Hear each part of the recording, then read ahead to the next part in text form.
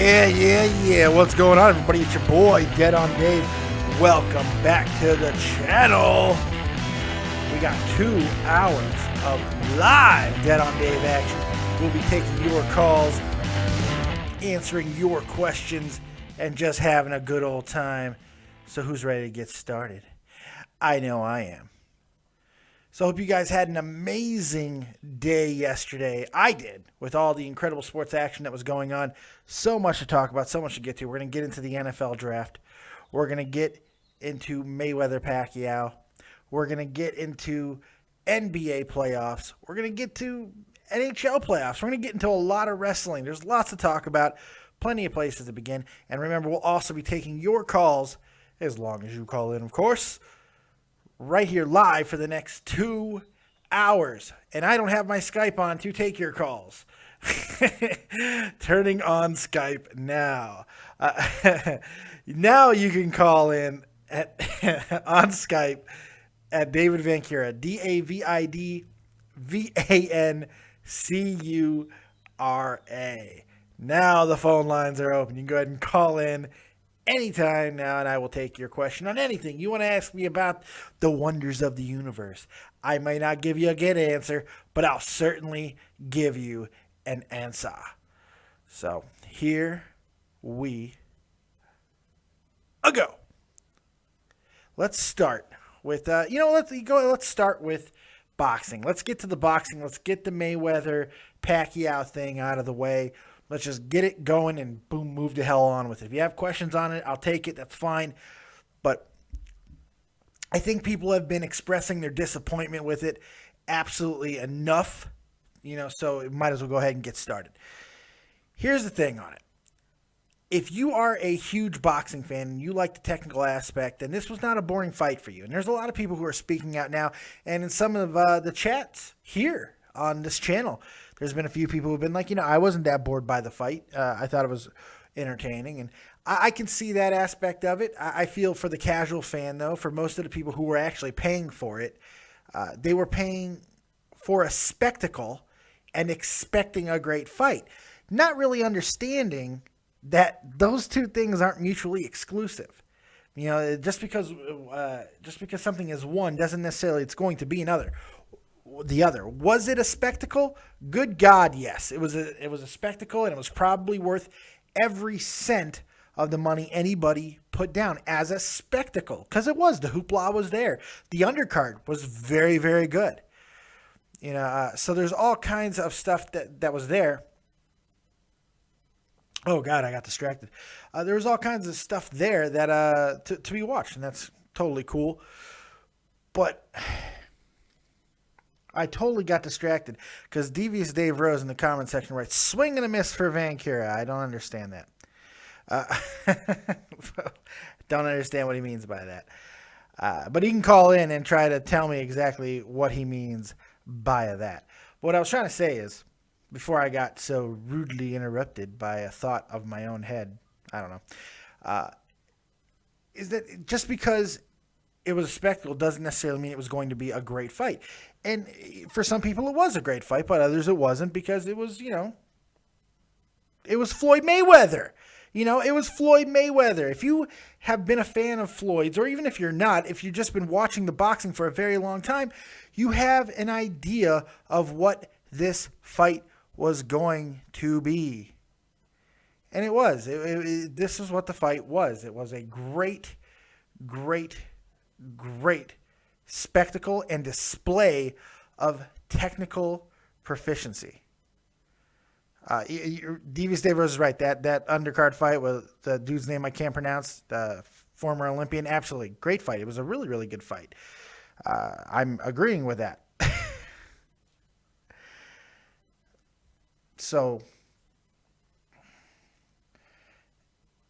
Floyd is the type of fighter that is going to, in some people's words, run. But it's not really running. It's a way of not getting hit. Because remember, the important thing in boxing is to not take damage, not get knocked the frig out. Pacquiao, of course, after the fight, after all these years,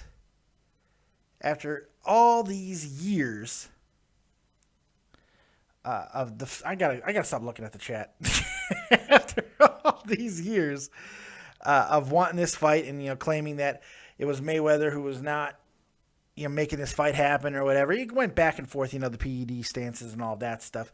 Basically both camps were just pointing at the other. But after all of that, we get a fight that I think most logic-minded boxing fans can come to the conclusion that there's no question that Floyd dominated this fight. He won it. I mean, he doubled. The stats are unbelievable. If somebody wants to argue it, we can go ahead and get into the stats because there's no debating the numbers here. And, he instead of just saying, I got out, I got beat, I got whatever, Pacquiao did what Pacquiao kind of does. He makes excuses. This is why I don't like the guy. I don't understand this love for Manny Pacquiao. I know that Floyd Mayweather is a bad guy. I get that he's probably a woman beater. I get all of that. Yeah, doesn't take away from the fact that he's an unbelievably efficient and proficient boxer. Unbelievably technically skilled. Does not take away from that at all. Pacquiao, on the other hand, tries to have this friggin' image of being such a good guy, honorable man. Well, guess what? He whined like a little bitch after the fight. Absolutely disgusting display. Comes out with this shoulder crap after all of it. Talking about how great he was feeling before the fight and everything. Then as soon as it's over, he loses the fight. Well, I thought I won, but the shoulder, I got a tear in my shoulder. Shut up, Pacquiao. God. Just go away. Go away. What was your excuse for getting knocked the fuck out by Marquez, huh? What was your excuse then? I want to know about that. Tell me that excuse. Tell me that excuse. Ugh. I'm not a Pacquiao guy. I respect what he has done. I absolutely respect the things that he has done, the fights that he has won, and the skill that he once possessed, which has been diminishing for a long, long time, by the way. So, I mean, to get back to Floyd a little bit, this bad guy image that he has, I'm not sure how warranted it is sometimes. We know in personal life he's a bad guy, but I think he truly does respect the sport of boxing. And I have a lot of respect for the fact that he has one fight left. And remember, I'm not a Floyd Mayweather guy by any stretch of the imagination. I wanted fucking Hatton to beat this guy years ago. It didn't happen. It bummed me out. I wanted Hatton to whoop him, and I was disappointed. I lost like $150 on that fight, too. Stupid effing me, right? But he's got one fight left with Showtime, and he says he's going to do the fight, but he's going to relinquish his belts probably as early as tomorrow. He's going to relinquish all belts because he wants to give everybody else a chance to fight for titles. I think that's really admirable of him. And the fact that he's going to retire at 49-0 and not break Marciano's record. I think that's also very cool of him as well. I think he understands the fact that most of the time he has picked his opponents. He has cherry-picked who he was going to be next, who was going to be taking on next. So I think he kind of gets that and doesn't want to tarnish that legacy. Not that I think it would, to be completely honest. And I also think it's important to note that he's relinquishing his belts. So even if he goes past Marciano's streak, Marciano retired as champion and undefeated. Mayweather, by relinquishing those belts, will not be doing that. Even if he goes 51-0 or whatever, he's not retiring as champion. I think that's classy. I think that's an obvious tip of the nod to the people that came before him. And it's something that nobody ever gives Floyd credit for, is that he has respect for the boxing game. Does he have respect for other humans in the world? Probably not. He'll buy your ass and make you dance for him if it'll give him a laugh. He's an asshole. There's no question about it. Floyd Mayweather, he's the dickhead who brings $1 million with him everywhere he goes in a duffel bag. He's that guy. I mean, it is what it is. On a slightly related note, we're going to segue into the world of wrestling. Remember, if you have any questions about this or any other subject, go ahead and call in on Skype. David Vancura, DavidVancura.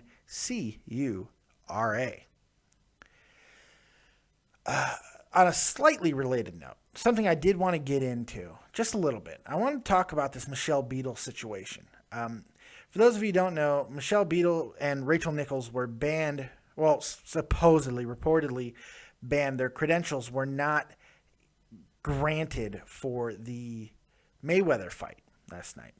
A lot of it having to do with the fact that both Beetle and Rachel Nichols doing it on her show while interviewing Floyd, have been very critical of Floyd's past and, basically beating up women, which rightfully so. It's a scumbag thing to do, and they were completely right for calling him out. So they were banned from credentials. Now, whether that was Floyd's doing or his people's doing, or if it was just spiteful, we'll never know, and we'll never know if it's 100% true. I don't care about that part. However, here's the part that gets to me. Triple H is a very big supporter of Floyd Mayweather for probably more business than personal reasons. He probably does like him personally. He's never condoned spousal abuse or domestic violence of any friggin' kind. However, and he and Beetle are also friends as well. And she's been a very long known and well documented friend of WWE. However, last night she released this tweet. She said, "I have loved WWE for a long time, but Triple H and his love for a serial abuser is too much. I'm turning in my fan card. Hashtag fun while it lasted." There are things that are hashtag appropriate. This is probably not one of them. You're trying to talk about a serious freaking subject about spousal abuse and domestic violence. You don't hashtag it, Michelle Beadle. And somebody responded saying this was about the credentials, and she said, "No, they've given me great seats and amazing events over the years. I'm grateful, but I'm also done now." I think she's absolutely 100% welcomed her opinion. If she doesn't want to support somebody because they support somebody else, that's completely fine. But I think I have a little bit of a problem with this because she's well-known friends with a lot of people, ESPN people, by the way, and there's a long list of ESPN correspondents and announcers and anchors who have done some reprehensible shit over the years. She's well-documented friends with Charles Barkley, a guy who has multiple DUIs on his friggin' record, and other things that are just as reprehensible. Yet, those are completely okay. However, she's going to turn in her fan card because Triple H, who is not a full representative of the WWE at large, is friends, both professionally and business-wise, with Mayweather. I just find it very hypocritical and short-sighted, and it just bugs the living shit out of me. And I like Michelle Beadle, by the way. So I kind of wanted to just throw that out there. Dave Rose, you're live with Dead on Dave. What's going on, buddy? I believe AJ Lee and CM Punk aren't too much fans of her, but that's a different story altogether now. Yeah. How you doing today? I'm good, my friend. Apparently, you don't call CM Punk fuckface. I guess that's what you don't call. It's recommended that you don't, at least to his face. At least to his face. Well, or to his girlfriend's face. Well, from what I'm understanding of how the sparring session's going, apparently it won't get you in too much trouble. How you doing, pal? I haven't talked to you all week, dude. How you doing? Yeah, it's been a while. You've been busy. I've been busy. Wanted to talk a little bit about the fight yesterday. Yeah, please. I started watching online, and it got progressively worse to the point where I couldn't even catch like a few seconds of consistent video on the Pacquiao. Yeah. It's funny though. I saw Joe Cronin pop up in a few of the streams that I was looking at, and he was promoting JCS too. He's like, "Hey, bitches," and saying all the typical Joe Cronin show hilarity. Yes. But it was hilarious. I'm just like, okay, which stream's gonna work? And it's like I see Joe Cronin's face and his little comments come up. I'm like, that's hilarious. But I really liked at least the way it started out, not only because the stream was actually holding up, but the first match with the Zil Lomachenko. Yeah. I really enjoyed it. Here's the thing. It's been a long time since I actually was able to sit down and watch a boxing match. Yeah. And I didn't forget this, but because with all this other stuff, it sort of got onto the back burner. But I really love boxing. Yeah, although I would argue with you that this match, the match of the century in quotations, which it was not, which it wasn't, is the death knell for boxing. I think even more so than say that boxing is now on life support, I think boxing now is more in hibernation. There's so much other stuff that's going on that they need to basically I guess reinvent themselves, or at least bring a new energy into things. And the way things are currently going, I don't see that happening in the short term. It's not hard to fix. It's really no, not. it's not. It's not. You got to get the emphasis back on the heavyweights. That's the big thing. You've got to start pushing the heavyweights. Boxing goes as the heavyweights go. It's been like this since the dawn of friggin' man.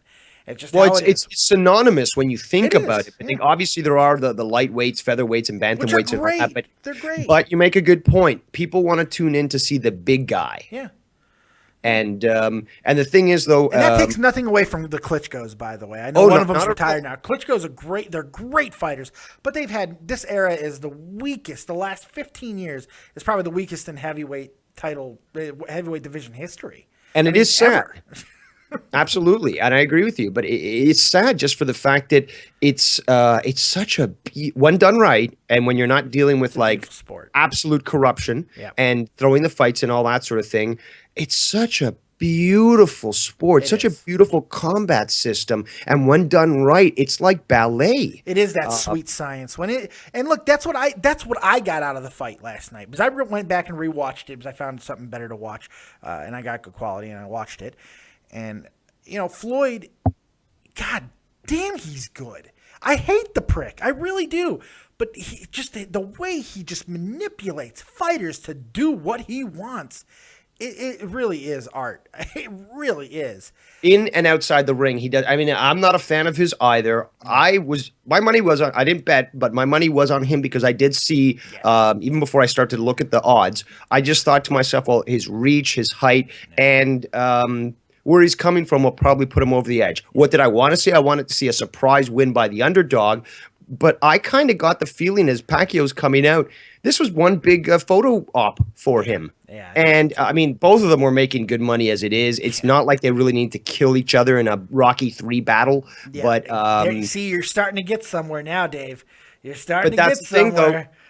You see what you were mentioning this before, and other people were mentioning this. It looks like they sort of planned this out so that obviously Mayweather is going to win, but Pacquiao, I don't think was really that concerned. He's like, well, I'll lose. I can always go back to my excuse of my shoulder, even though he shouldn't have been fighting if that was the hated that, case. by the way. And you know what? It does seem like a work on all of us. But hey, Mayweather, like, he basically sponsored the event. It was his production company. Well, they he made his cross-promoted. money. They did cross promote. He got a 60-40 cut, but the two promotions, Golden Boy and the other one, they did cross promote. HBO and Showtime. Oh, there was a lot of cross promotion. They had like that new movie Southpaw, I believe, that was featured. There was Terminator Genesis. Everyone was trying to get their name into that. Oh, it yeah, was the Sue a Fest that's disappointing- coming is going to be great.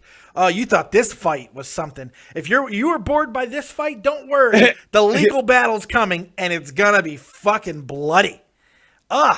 You want to see some greedy fucking pricks about to come out of the woodwork? Woo! Strap in, boys, because a legal battle is coming. And Pacquiao and Mayweather have nothing to do with it. They got their money. They're done. And right now, they're chilling. They're probably sitting together right now. We got them good, didn't we? Certainly did. No, probably. Why beat each somewhere in other up his, 5 years ago when it would have accomplished nothing? Why do that? They fight all the contenders, and they both did. They fought everybody who was put in front of him. And granted, Mayweather picked his time of when he was going to fight those who he was going to fight, but he still fought just about basically everybody that Pacquiao did and beat him and didn't get knocked out by Marquez, by the way. Pacquiao did. And so they wait, and they use this as their swan song. Cash a huge check, make a big spectacle. And the reality is, in the long term, this is actually probably a good thing for boxing. It was a spectacle that sets a new precedent in how money is to be made. And next time, when two big names like this clash, boxing's going to benefit from it. You can't looks look like at it's it gonna completely bounce back. short-sighted. Absolutely, I think so.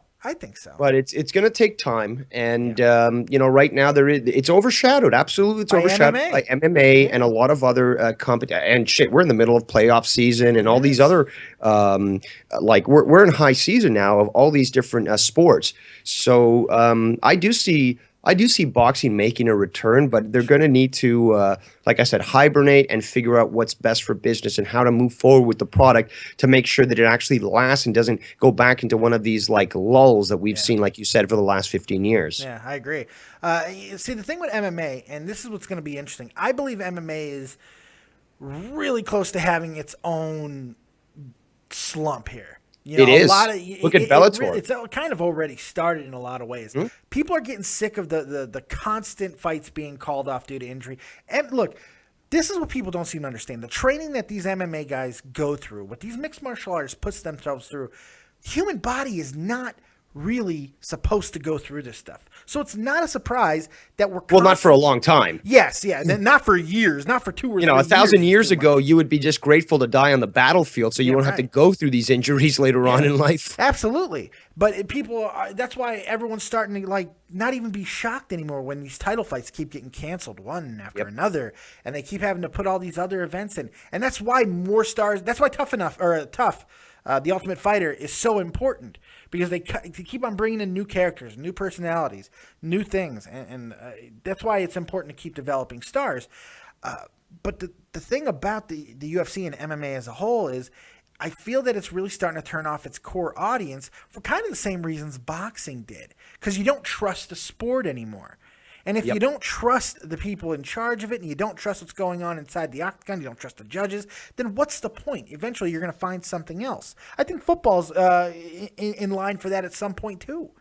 And also the heavyweights, going back to the wrestling. Again, the highlight of the last UFC was Ronda Rousey. Now, I love her, and I love seeing her fight, but you might have a good point that this also applies to MMA, that people are getting tired of seeing the bantamweights, featherweights, and they want to see the heavyweight to bring some legitimacy to that title. Sure. And I think that's fair in some regards if there wasn't some badasses at middleweight and light heavyweight.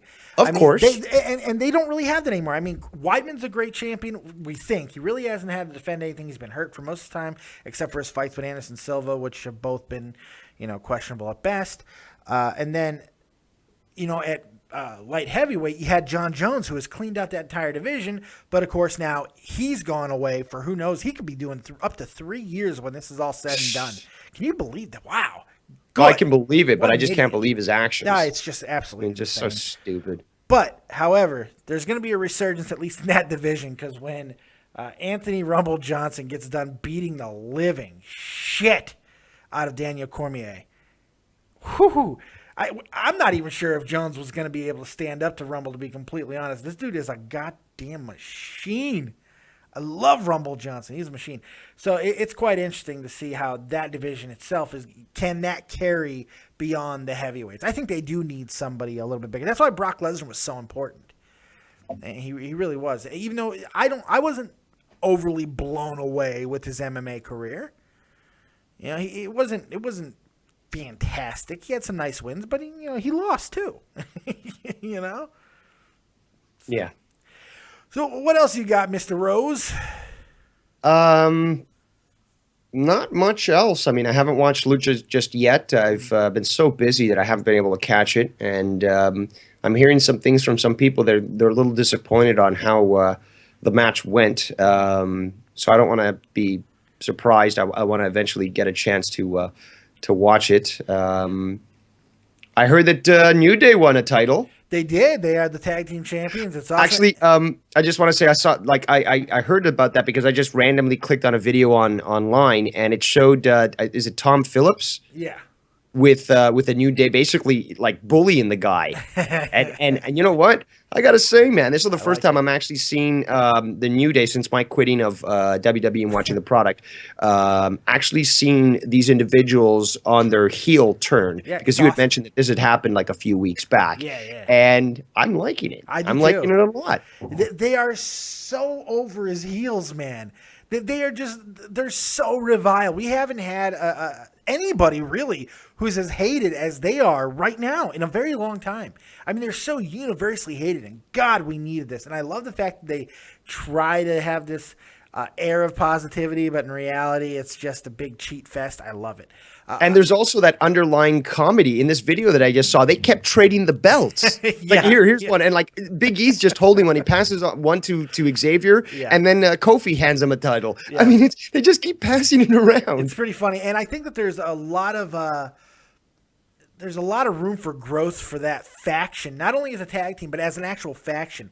I think we're going to see an evolution of probably Big E, but I think we're going to have a leader step in at some point. Please veteran. Give me our truth. Please give me our truth. You know what the best part about having our truth is? You can rename him Reverend Truth, and he'll still be our truth. Dude, R just stands for Reverend epic. now. Oh my God, it would be amazing. Oh, And please. he knows how to preach. I mean, like Yes. the rest of them are shown, like even Big E, that they can preach and stuff. But Can you we feel the know power? Yeah. we know that our truth can Yes, he preach. can. He would be the best seminal sort of either leader or manager for this group. It would be awesome. I want to get back to that in a second, but I want to real quick, since you brought up Lucha and you brought up basically other organizations, I wanted to give a quick emphasis, and I don't want to do spoilers, but I do want to talk about New Japan Pro Wrestling Please. and their amazing show, Dontaku, from last night. It was recorded Oh, it last aired night. last night? Yeah, and it was ridiculous. And I watched a little bit of it. I didn't get to all of it, but from what I saw, there's some disappointment in the booking. I mean, look, what was kind of cool about this show, and when reading comments of people too, it just kind of shows that the wrestling industry, no matter how good and how highly regarded an organization is, and as far as the wrestling goes, who's higher regarded than freaking New Japan? I mean, really. Yeah. And it doesn't matter when it comes down to it. People are still just never going to be happy. And I kind of wasn't in some ways too. So I thought there was a lot of questionable booking during this card. And it was a good card. The matches, almost all of them delivered. I love the fact that you could see literally everybody who's not in WWE. Literally everybody. You could see them in New Japan Pro Wrestling. And, I mean, from all the dark matches to the end, the event lasted for 5 hours. That is what blows me away sometimes with that's straight up New Lucha Japan. stuff right there. Like oh my God, like I've been trying to get into other wrestling promotions. My schedule is really stupid these days, but Lucha, at least I can dedicate an hour's worth of time. I've been seeing that these New Japan Pro Wrestling videos have been available, and it's 4 or 5 hours, and I'm thinking to myself, I don't have a quarter of the day to dedicate to this, even though I can almost be assured that I'm going to be seeing great stuff in there. And it's great that you've been able to get a chance to watch that, because the stuff that I have been able to see from New Japan is it blows my mind. Yeah. And it is different. I mean, obviously the Japanese have a very interesting sense of humor, and also a way to display things on the card. That being said, I'm still watching amazing action and some very interesting storyline, even if I don't understand Japanese. Yeah, the storylines can't or lack thereof in some cases. I mean, it is kind of basic with a lot of things they do, and maybe that's because we do have the culture. Can I interject and say there's a lot more storyline done inside the ring than you'll find maybe outside the ring? That's where I was going with it. Yeah, you could find it inside of the ring in ways that we haven't seen in a very long time. So yeah, it's a lot of fun, and if you have a chance, check out Dontaku. It's really, really worth the watch. A lot of fun. If you want to just sit down and watch some freaking great wrestling of some of the best guys and gals in the world. So check that out. Really, really cool. Where were we at before? We were talking about the New Day. If you guys out there have anything you want to talk about, you want to talk about Dontaku, you want to talk about Mayweather-Pacquiao, you want to talk about the NFL draft, you want to talk about wrestling, go ahead and call in right now on Skype at David Vancura, DavidVancura. Add me first and then call in, taking your calls, answering your questions. We got Dave Rose here, and he'll Canadian you up pretty good. So that's right. And speaking of, I'll say hi to those in the chat right now. Pittsburgh Boy 96, Black Mamba, Ed Crowley, and Crowley, he'll cut you. But it's Mr. Crowley. Oh, he hates that. Oh, Mr. Crowley. Oh, and Isaac A. Isaac number 1 is in the chat. Isaac A. Is he like part of the freaking, what is it called? Dr. Seuss. He's Isaac A and there's Isaac B. Yeah, Isaac 3 and Isaac Fee. I don't know. So, all right, let's switch gears just a little bit. I want to cover something in the realm of NBA, and you can take a nap if you like, Dave Rose, but there is something I do want to cover real quick. Told you so, motherfuckers. If you guys have been watching the Dead on Dave live program for the last few weeks, I have talked about, and this is to an old friend of mine as well, who's a big Spurs fan. Hi, Miss L.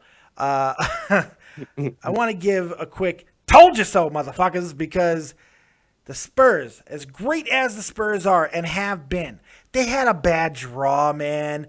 Them and the Clippers should have been the Western Conference Finals. What a friggin' series. But I felt that this would probably be the year, because of their draw, that the Spurs might get bounced. And they did. They get bounced in the first round, and it's a damn shame because that team was so good and did not deserve to go out in the way they did. Amazing game last night, losing to the Clippers, 111-109. That a game that no Clippers fans didn't think they were going to win because of how bad the Clips have been at home and such. But they came to play. Chris Paul hobbled most of the game, friggin' balled his ass off and willed his team to a victory.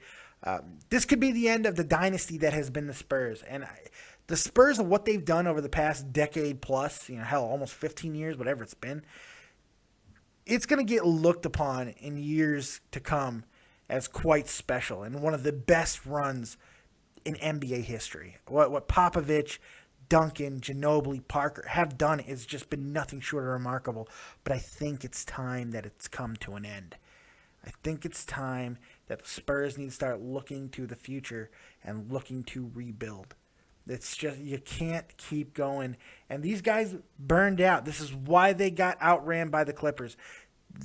Their stars died out in Game 6. They had a chance to close out. They couldn't do it. Now, while Duncan and friggin' Parker certainly played a hell of a lot better in this game, their disappearing act in Game 6 really is what cost them this series. The fact that they had to go take an elderly nap for an entire game is what really cost them this, and it's a damn shame. But hats off to the Spurs for giving a hell of a battle to the Clippers in easily the best series of the first round. It really was good. You still awake, Dave? Absolutely. I know you're not the biggest NBA guy in the world. Hey, but it's your show. I see that my shout out to my old friend has not gone unnoticed. I've gotten a big FU in the chat.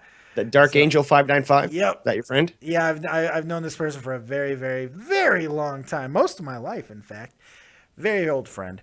And, she's not the happiest person. What kind of friend would you be if you didn't tell him that you told him so? Exactly. I mean, what type of person, what type of host would I be if I didn't give a good gotcha, motherfuckers, every now and then?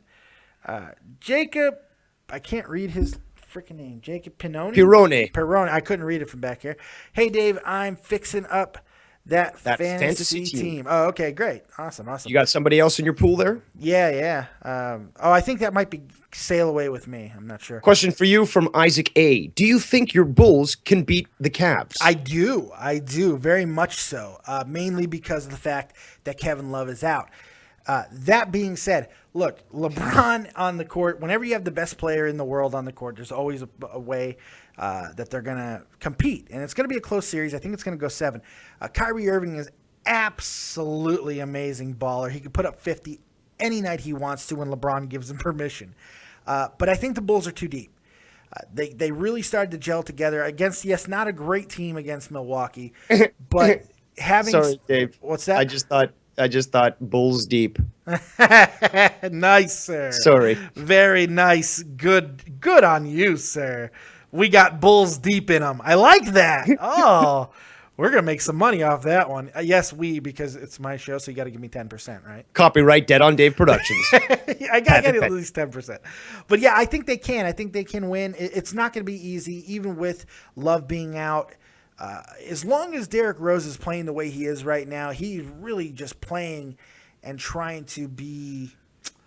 He's just saying basically, screw it. If my leg falls off, my leg falls off. He wants a ring now, and that's awesome. So I think they have a chance. Joining the show now is my good buddy, my co-host on Touch 'Em All, the weekly baseball show right here on Dead on Dave Productions. That human Adonis, that mountain of man. Mr. Jeff Huffman, what's going on, buddy? Not much. Just seeing what's going on. Thought I'd jump on. Yeah. See what you're up to. Well, you know How you me, Blues man. doing? We're thugging and bugging. How you Blues doing there? I'm recovering. I still can't watch it. But Well, at least you have a winner team in your city, you know. Who?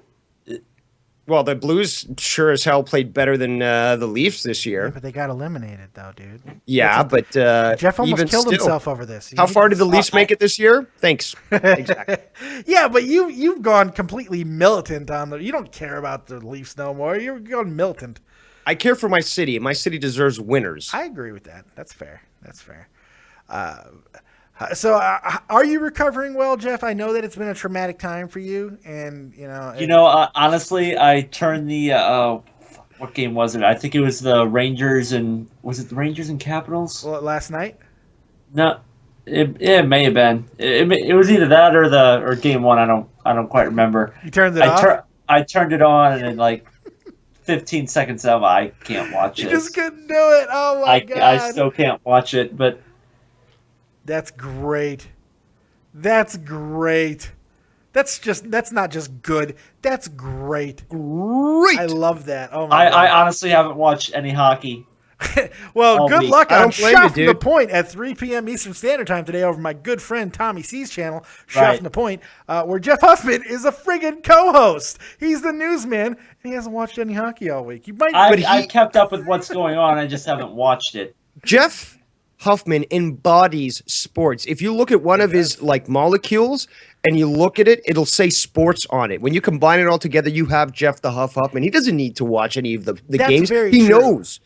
Funny story. Jeff actually sent me a sample of his blood. I thought it was creepy too. Don't worry. But he sent me. He was like, "You need to look at this." So I have a microscope here that I look at blood samples quite often because it's a hobby of mine. I'm a hematologist, and it's just I'm not a professional hematologist. It's just a CSI hobby. Wiesbaden. Just a hobby. So he sent me this blood sample, and I looked at it. And when I saw the DNA at high magnification, there was actually little Huffmans pumping iron. It was insane. Absolutely insanity. They were just working out. Just little tiny Huffmans inside of his bloodstream. It's crazy. I've never seen anything like it. That guy he freaking oozes sports. So yeah, man, that joke was not as good as I was hoping it was going to be. I didn't quite know where you were going with that. Yeah, I'm a little disappointed. I'm better than that. I'm better than that. But Thanks for no selling me, makes guys. By Bob the way, Ueckert look like a wimp. that's right. Yes, Jeff is Mr. Baseball. he is Mr. B. He's Mr. Sports. Speaking of which, since I got you on the line, I might as well grill you for some St. Louis stuff. Have a little bit of fun. First off, what were your thoughts on the Pacquiao Mayweather fight? I didn't watch because I didn't care. There you go, from the mouth of babes. You mean So you didn't why blow was- why- I $100 on a pay-per-view? I mean, Or why spend 4 watch hours trying to find a boxing when stream it's that actually UFC? worked? One No, at I a time, didn't- gentlemen. One at a time. No, I did not do that. I did not spend a month's worth of food. Okay, so moving on to more positive things. As you know, we're going to touch them all tomorrow, but let's give a little preview real quick. I just don't want to touch on it too hard because I know if I get you start talking about the Cardinals, the show is taking over. So, I got to say, man, I did not see your team rallying the way they have since Wainwright's injury. Yeah. Have they lost since he got hurt? Maybe once. I mean, really. They took 3 of 4 against Philly, Jesus, man. and they just took the first 2 against Pittsburgh. Yeah, it's great. Pittsburgh's had a rough week since you put them on your top 5 power rankings list, haven't they? Woo. Yeah, well, I mean, that was my plan. Tank them by putting on the list. That's great. That's great. Yeah, I mean, Milwaukee already shot themselves in the face, so I don't they need beat to us do... yesterday, though. Yeah, didn't they? Did they take 2 of 3? No. We got a rubber game today, Oh, okay. starting in about an hour, actually. Right. Yeah, Arietta got lit up a little. He got He lit got up. lit up yesterday. Yeah, I actually was asking for a trade in our fantasy league for Arietta, and then he got lit up, so I withdrew it. Yeah, Just to be a dick. I got a trade for. Who was it? Someone proposed to me to give me Arietta.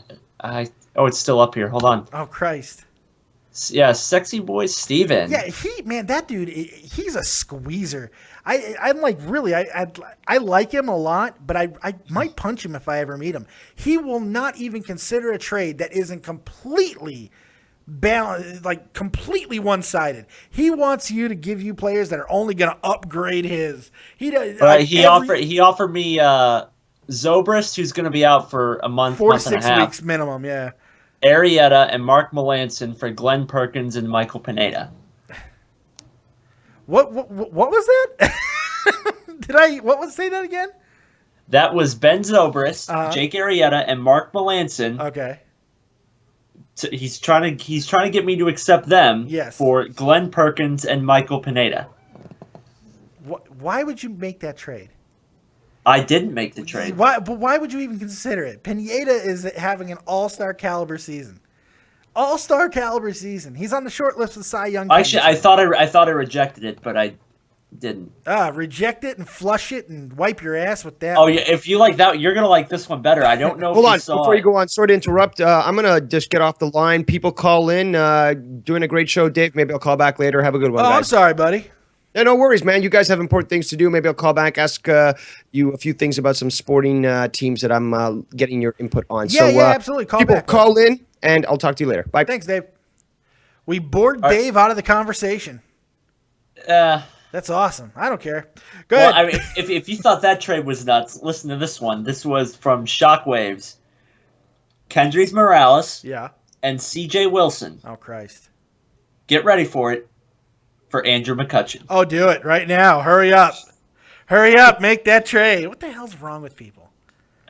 Well, McCutchen, like, I guess he was counting on you to, sell low on McCutchen because he hasn't had the rocket fire start that we're used to. Holy fuck, they actually went through with that Tanaka Fernandez trade? Yeah, that was Mamba's special there. You know what? He actually got the better end of that. Because I don't know if Tanaka's even going to play again this season. There's a good possibility he doesn't. I mean, we don't know what Fernandez is going to be when he Russell comes back. Martin and Drew Hutchinson. Yeah, those don't matter. But let's go ahead and get into a little NFL draft. Let's go ahead. Yeah, go for it. What did you enjoy most out of the draft? And stay away from your crappy ass St. Louis Rams draft. I'm not, because I didn't watch after the Rams picked Gurley. I just went to see who they went with. My favorite part was watching Goodell butcher Mariota's name. Isn't he the worst? Isn't he just Hitler-esque? God, he's the absolute Does he not worst. Does he seriously not watch his product? Really? He doesn't. He doesn't care. He's an idiot. The absolute. He's a puppet. He's the worst commissioner in sports. Easily right now, maybe ever. I mean, he is just god awful. I mean, Bettman gets a lot of crap. At least Bettman's consistent. He makes no qualms about the fact that he is a puppet for ownership. He doesn't care about. He doesn't. You're really not surprised by what Bettman does. Goodell continues to surprise us, shock us with stupidity. And make $16 million a year while doing it. You want to get mad about Mayweather making $100+ million off that fight last night, or whatever it is, some ridiculous $80,000 a minute, whatever he made. How about Goodell just stealing $16 million a year from everybody, from a tax exempt organization? Well, not much longer though, by the way. So it's crazy. I thought the draft was boring. I felt that it was. Well, I mean, I didn't watch it after pick 10. Just keeping an eye on it. I didn't watch it either. I wasn't getting up for it. But I mean, nothing happened. That was one of the biggest things. All of this talk was going to be about how all the big movers were going to be traded, and we were going to see more movement in this draft than ever before, which usually means nothing. How the Eagles were going to jump up to get Mariota. Yeah, the Eagles, did they or did they not basically leverage the next 3 seasons to try to get Mariota? Were the Jets gonna trade up to get Mariota, which obviously wouldn't make any sense because the Jets had the number picks. They had the pick 6 in the draft, so I mean, it just kind of fits. Jets pick 6. Pick 6. It works. Absolutely. Yeah. Were the Bears going to be able to trade Cutler? I mean, there was all kinds of talk, and nothing happened. Well, Zach Stacy got traded. Yes, Zach Stacy did get traded. That's about all that happened, really. Which was hilarious after he tweeted "Yikes" to the news that Gurley was going to be drafted by the St. Louis Rams. which I still am not in love with that pick because your entire draft this year. I'm not in love with it, but I don't hate it. Here's the thing about the Rams draft, and I think this is why it's getting so panned by a lot of experts out there. They drafted like they're a team that is ready to win now, and they're not that team. They're not a team that is ready to compete this second or competed last year. That's how they drafted. They drafted because almost everybody they drafted is not going to make a drastic impact this year. They're projects. They're 2 or 3 years away, guys. We're not going to know about Gurley until the next season because we have no idea when he's going to come back. And if he does come back in the middle of the season, which is a possibility, albeit remote, if he does come back, how much are we going to see him at 100%? Is he really going to be trying to grind on that knee knowing he has a career now? So I just felt it was a very strange draft for the Rams because it's like they were drafting from a place that they weren't in. I don't know. Yeah. It's strange. Well, I mean, they beefed up the offensive line. They had to. They picked up, they drafted 4 offensive linemen. And, you can find offensive linemen pretty much anywhere. Yeah, you can. And I really don't care where an offensive lineman gets drafted. And I'm not going to get all excited if they would have drafted one in the first round. Yeah. And I'm never going to get excited about an offensive lineman drafted in the first round again. And I'll just say this one name, and you'll understand why. Jason Smith. Jason Smith. Yeah, I knew that was coming. But, hey, you guys also drafted Orlando Pace. So, I mean, not such a bad thing. That was a number 1 overall pick. So, yeah, that one turned out. That turned out okay. Just only a Hall of Fame freaking one of the greatest offensive linemen ever. Ain't no big deal. A lot of teams did a lot to really address some needs. I thought the Ravens had a really good draft. Even though I hate them, I thought Seahawks had a nice draft. The Redskins, who desperately needed a good draft, had a good draft. I thought my Bears drafted well. The Bills were terrible, and I love it because I hate Rex Ryan with a fucking passion. I like his fat brother more because I relate to him. I like Rob Ryan a lot more than I like Rex Ryan. And Rob Ryan's terrible too, but I like him because he's like, you know what? For every pound that Rex loses, I'm going to gain 2. And that's what Rob's done. So I love it. You think that's what happened because they're twins? They are twins, I believe, right? Because I want to say they are. I might be wrong there. But I'm going to say they are because it's more funny to my story. If they are, do you think that's what happened? Rex, they have like a voodoo situation, and anything that Rex loses, Rob has to gain. That'd be great, wouldn't it? Yeah, that would be great. But yeah, it was a very low key draft with just nothing really shocking. Yes, they are. They are twins. I thought they were. Whew. I like being right. Whew, thank God. All right, I'll let you go here. Are you jumping off? All right, bud. Yeah. Yeah, get ready for your show. Make sure you guys catch Jeff Huffman over at Shot from the Point at 3 p.m. Eastern Standard Time, live for the Mothership Show with Tommy C., the legendary comedian Jake Link, and, of course, Maddie Isis. They're all going to be there. Make sure you check them out. Jeff Huffman, the newsman over at Shot from the Point, 3 p.m. Eastern Standard Time, directly after this show. Thanks, Jeff. I really appreciate you calling. Beautiful. No, thank you. Take it easy, bud. See ya. Jeff Huffman, boys and girls. Jeff Huffman. If you want to go ahead and get in on this and get your questions heard, go ahead and call in right now on Skype at David Vancura, DavidVancura. Let's get back to wrestling for a few minutes, shall we? I got a little bit of wrestling talk I'd like to get into, and feel free to call in anytime. This week was an interesting week in wrestling for me. I found it quite interesting when I looked at it. I did a show on this. I talked about it on a show. Friggin' Raw and SmackDown, which I'm not going to say was absolutely horrible by any stretch. They weren't terrible, but they weren't captivating. They were weird. They were both weird. SmackDown more weird than Raw by a mile. However, those are cable television shows. They're programs. They're full developed. They got money and all kinds of sets, and they're well funded. Everything's great. The network, which is a little over a year old, has been criticized for lack of content, had an absolutely fan-damn-tastic week. I mean, my God, the content that was on the network this week was just great, starting with that Jerry Springer show, which I thought was really well done. I thought Jerry Springer brought something to the show, and I was surprised that he did, to be completely honest. If I'm going to be completely honest about it, I was a little bit shocked that he brought as much value to the program as I did, considering they were just about a bunch of highlights from things that we've seen in the past. But it was entertaining. It was fun, and they kind of let most of it go, like some of the more edgy stuff, a little bit further than they usually do. So I really enjoyed that. I absolutely friggin' loved Mick Foley's cheap pops. I thought that was brilliant.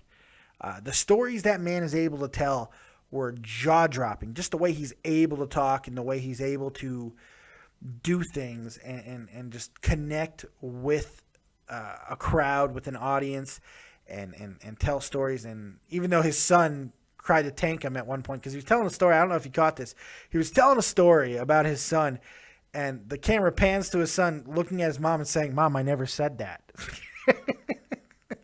And I thought it was really funny. You can read his lips clear as day. That's what he said. And I thought that was hilarious. Because Mick, as much as I like Mick, you could tell he's a little bit of an exaggerator, and that's okay. We love Mick Foley here. No problem with him whatsoever. But what really got it for me was the Jericho McMahon interview. I really did enjoy. Not because it was some groundbreaking, in-depth interview, because it wasn't that. Jericho and McMahon and Stephanie have such good chemistry together. They just talk well together. They mesh well. You could almost see them as a couple. You know, they kind of look good together on camera, and they feed off each other, tell good stories. It wasn't hard-hitting. It was very Jericho-ish, but it was still great, and I really did have a lot of fun watching that, and I highly recommend it to anyone who hasn't. And then, but the big capper for me, the thing that really made this week special for me, was the return of King of the Ring, which I absolutely loved. Even though it was only 3 matches, I feel that they could build off of it. I have no problems with Bad News Barrett winning, especially in the way he did. I thought it was a great match with Neville. Absolutely had a blast watching King of the Ring, and I can't wait to see what they do with the evolution of this. If they make it more of a week-long special next year, they can go that route, because I think it's found a home on the network. Right now, Pittsburgh Boy 96. You are live with that on Dave. What's going on, bud? How are you doing, man? I am living the friggin' dream, buddy. One thing I want to ask you is, when they're done with this John Cena Rusev thing at Payback, like after that's all done and that, we're assuming that it's done. Yeah, like what do you think they're going to go with these two? Like, where do you think who's going to do what, and who do you think the other one's going to do? Like, well, I think a lot of it depends. A lot of it depends on which way they decide to go. There's really 3 outcomes of this. Obviously, you know, there's probably the most reasonable thing I see happening is John Cena retaining. I think they really like him retaining. I think they like him doing these open challenges. Yeah, and I really think it's brought something to the product. I've really enjoyed it, even though I'm not a Cena guy at all. I have enjoyed those. I guess they could keep it going with somebody else, but with Cena, because of his image, it makes total sense. Or you could have Rusev destroy Cena, which I've been calling for fucking before WrestleMania, you know, like have him destroy him and go super over. I think that's less likely than ever before. I don't see that happening now. I don't really see Rusev winning. Maybe he wins under nefarious circumstances. What for me is the dark horse now, most likely thing to happen, is Lana having a huge effect on this outcome, because Vince really wants to push her and make her a face. So I think it's very, very likely. Real quick, I want to give a quick shout out to Joe Cronin, who is in the chat. Joe Cronin, celebrity of YouTube, in the chat. Go ahead and call in if you like, but anybody else is more than welcome to call in as well on Skype. David Vancura, DavidVancura. Getting back to what I was saying. Yeah, Lana absolutely is going to be a star. Vince is going to make sure of that. When she does turn face, who do you think she's going to go with? Like, what will she do as a face? Like, it all depends on what they want to do with her, because they have options, because they don't necessarily have to turn her, have her drop the accent, which is obviously one of the most logical ways to get her out of the storyline, is for her just to turn turncoat and go, by the way, I'm American anyway, and just start, which would be hilarious because she is American and it's great. So it would be awesome. She's a California chick or something, so it'd be great to see her do that. That would be really funny. It'd be such a burn to Rusev, but I don't see any way of doing it without burying Rusev a little bit, and I hate that term, but her turning on him and him losing to Cena would be kind of a double freaking burial of Rusev, and I don't know if he's going to be able to recover from that. Maybe that's not the plan for him to recover at all. We don't know. Maybe this whole thing with Rusev has really just been about freaking building Lana, which is kind of crazy to think about, but I don't put it past him at this point. She could go with Cena. I mean, maybe she costs Rusev the match and goes with Cena. That's a possibility, and just manages him for a little bit, even though he doesn't. You know what? I don't even like saying that because it doesn't make sense. He doesn't need a valet. Yeah. He's with the Bella in real life. It's very well publicized. Having him with Lana makes no sense. Scratch that. I think more than likely she's probably going to get into the ring at some point. I've heard that that's the plan for her, and if that's the case, she doesn't need to go with anybody else. What would you like to see done with her? See, I'm not too sure, to be honest. No, Dynamite dropping. Yeah. I have no idea, Dave. I was hoping you'd tell me, man. I'm fucking grasping at straws here. There's a reason why I watch your fat ass. You got to tell me. And then, I'm horrible. Also, what do you expect out of this Ryback and Bray Wyatt feud that's going? Ooh, logic dictates the continual rise of Mr. Bray Wyatt, you would think, right? Yeah. Yeah. But I'm not so sure. I really don't know. If there's one feud that I'm really not convinced of what's going to happen either way, it's this one, because Ryback seems to be in a place where he's really hot right now. They could go, but they don't really seem interested in putting him in a bigger spotlight.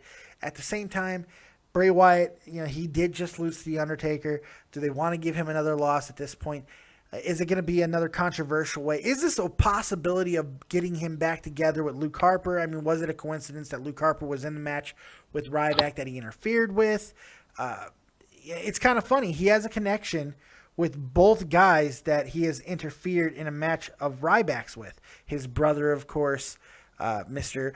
Bolieve, who I don't think they're going to be putting together in any form or fashion. Some people are saying because Bo's growing that beard, they think he's becoming a Wyatt. I'm not so sure about that. I just think Vince likes to see him look like a Chinese man.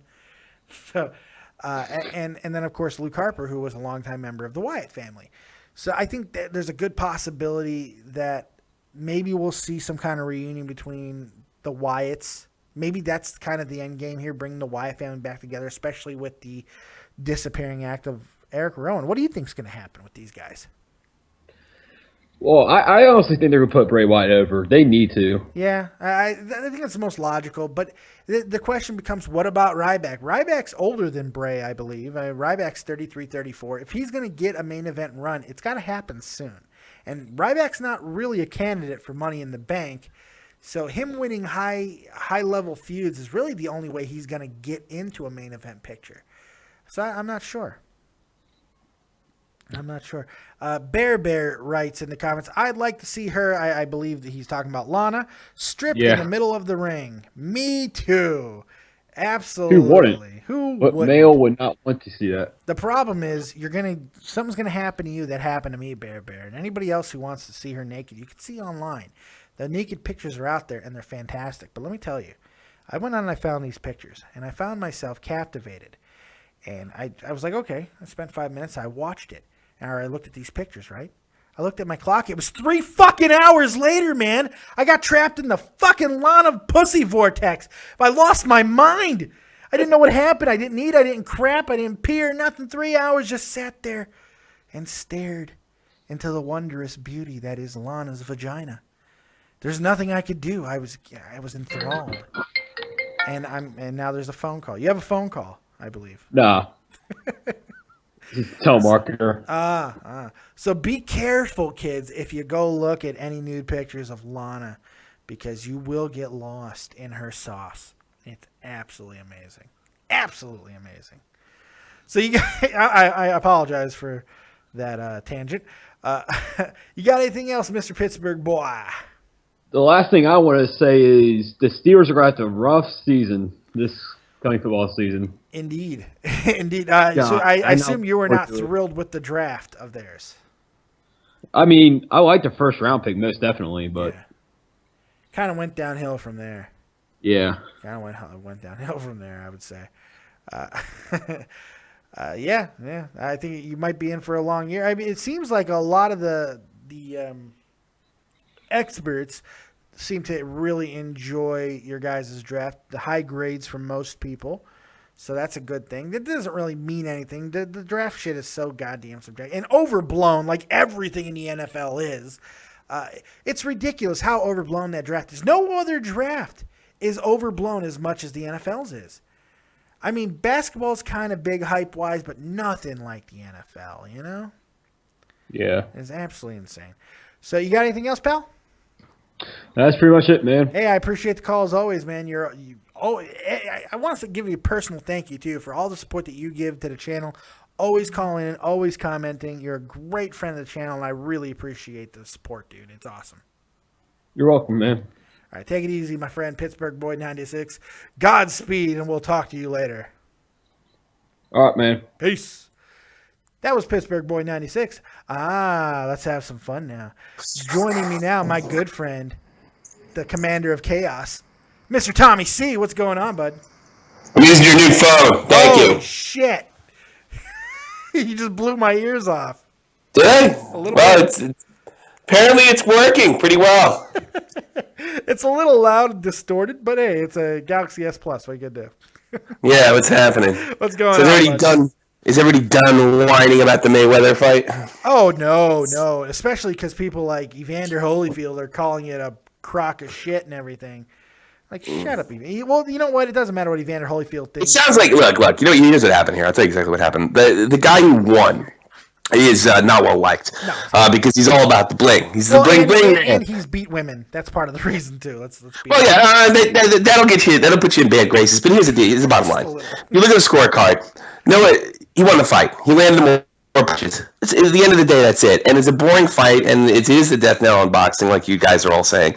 But it is what it is. And if you go by the rules of the fight, he won. It's over. Pacquiao's not that good. And this tells me why it took 10 years for this fight to actually happen, because Pacquiao was probably out of rights. I think no matter when this fight happened, I believe the outcome would have been the same. I mean, people want to say, well, Pacquiao's not the fighter that he was 5 years ago. Well, neither is Floyd Mayweather. You know, he's older than Pacquiao, you know? Yeah. But, no, you're absolutely right. No, good point. I mean, he was neither fighter, because this fight should have happened years ago, and just for some fluky reasons, Pacquiao wouldn't take the fight because he wouldn't get checked. He wouldn't take a piss test. That says a lot about him, if you ask me. You could show him going to church. You can show him going anywhere. You can make him the best guy in the world. He's a god in the Philippines. He fucking lost. He did. That he did. That'll liven up your chat. Ha ha. Sorry, the bling bling man won. And you know what? I'm glad. I am too. I'm glad for the sake of my sanity, because I really hate Manny Pacquiao. The way most people hate Floyd Mayweather, that's why I hate Manny Pacquiao. I can't say Why do you hate Manny Pacquiao? I don't know. I don't like his face. I don't like the fact that he's a politician. I don't even like the fact that he's from fucking Puerto Rico. I don't know why. Just everything about this man. Rico, I thought he's in the Philippines. Oh, Philippines. Well, yeah, same difference to me. Philippines, Puerto Rico. Yeah, same difference to me. Different ocean. Now that'll liven up the chat. The only thing I don't like about Pacquiao, and I don't even know if I don't like him. If I had to find something not to like him, there is just this godlike thing around him that just makes it turn. He seems phony. I mean, he just seems like a phony guy. Like you said, he's a politician that says everything you want to know about him. There you go. And on the flip side, you got the black guy that doesn't, as George Carlin would say, is openly black, unapologetically American black. Which me, I like it. Yeah. I don't care. He can pull up what's his name, Evander Kane, do back push-ups with thousands of dollars of bills in his back. I don't care. That's right. I like that better than some phony politician who's probably stealing the fucking treasury over there. He doesn't pay his taxes or something anyway. Fuck him. Is he lefty? Is he a left-wing guy, Pacquiao? I bet he is. I honestly, I don't care enough to find out. I just can't stand the guy. I'm a man of the people, so I'm going to ruin all the wealth and what little wealth is left in the Philippines. There's no wealth in the Philippines. Dave Rose, I think he just left. He did call back in, but I think he left already. Oh, hey, I think I'm having a problem with the call here. You want me to get out of here? I don't think it was you. I think it might have been Dave Rose. He dipped out. Dave Rose, you back, bud? Can you hear me? I can now. I think we had a problem with your connection. I believe. But Skype is acting up for me. It's acting like it's trying to call somebody. Canadian Can you Skype. hear that? Yeah, it's Canadian Skype. It's weird. Canadian Skype. It's overly polite, but it really mocks you behind your back. No, I have no idea. That's not what Canadians do. I don't know.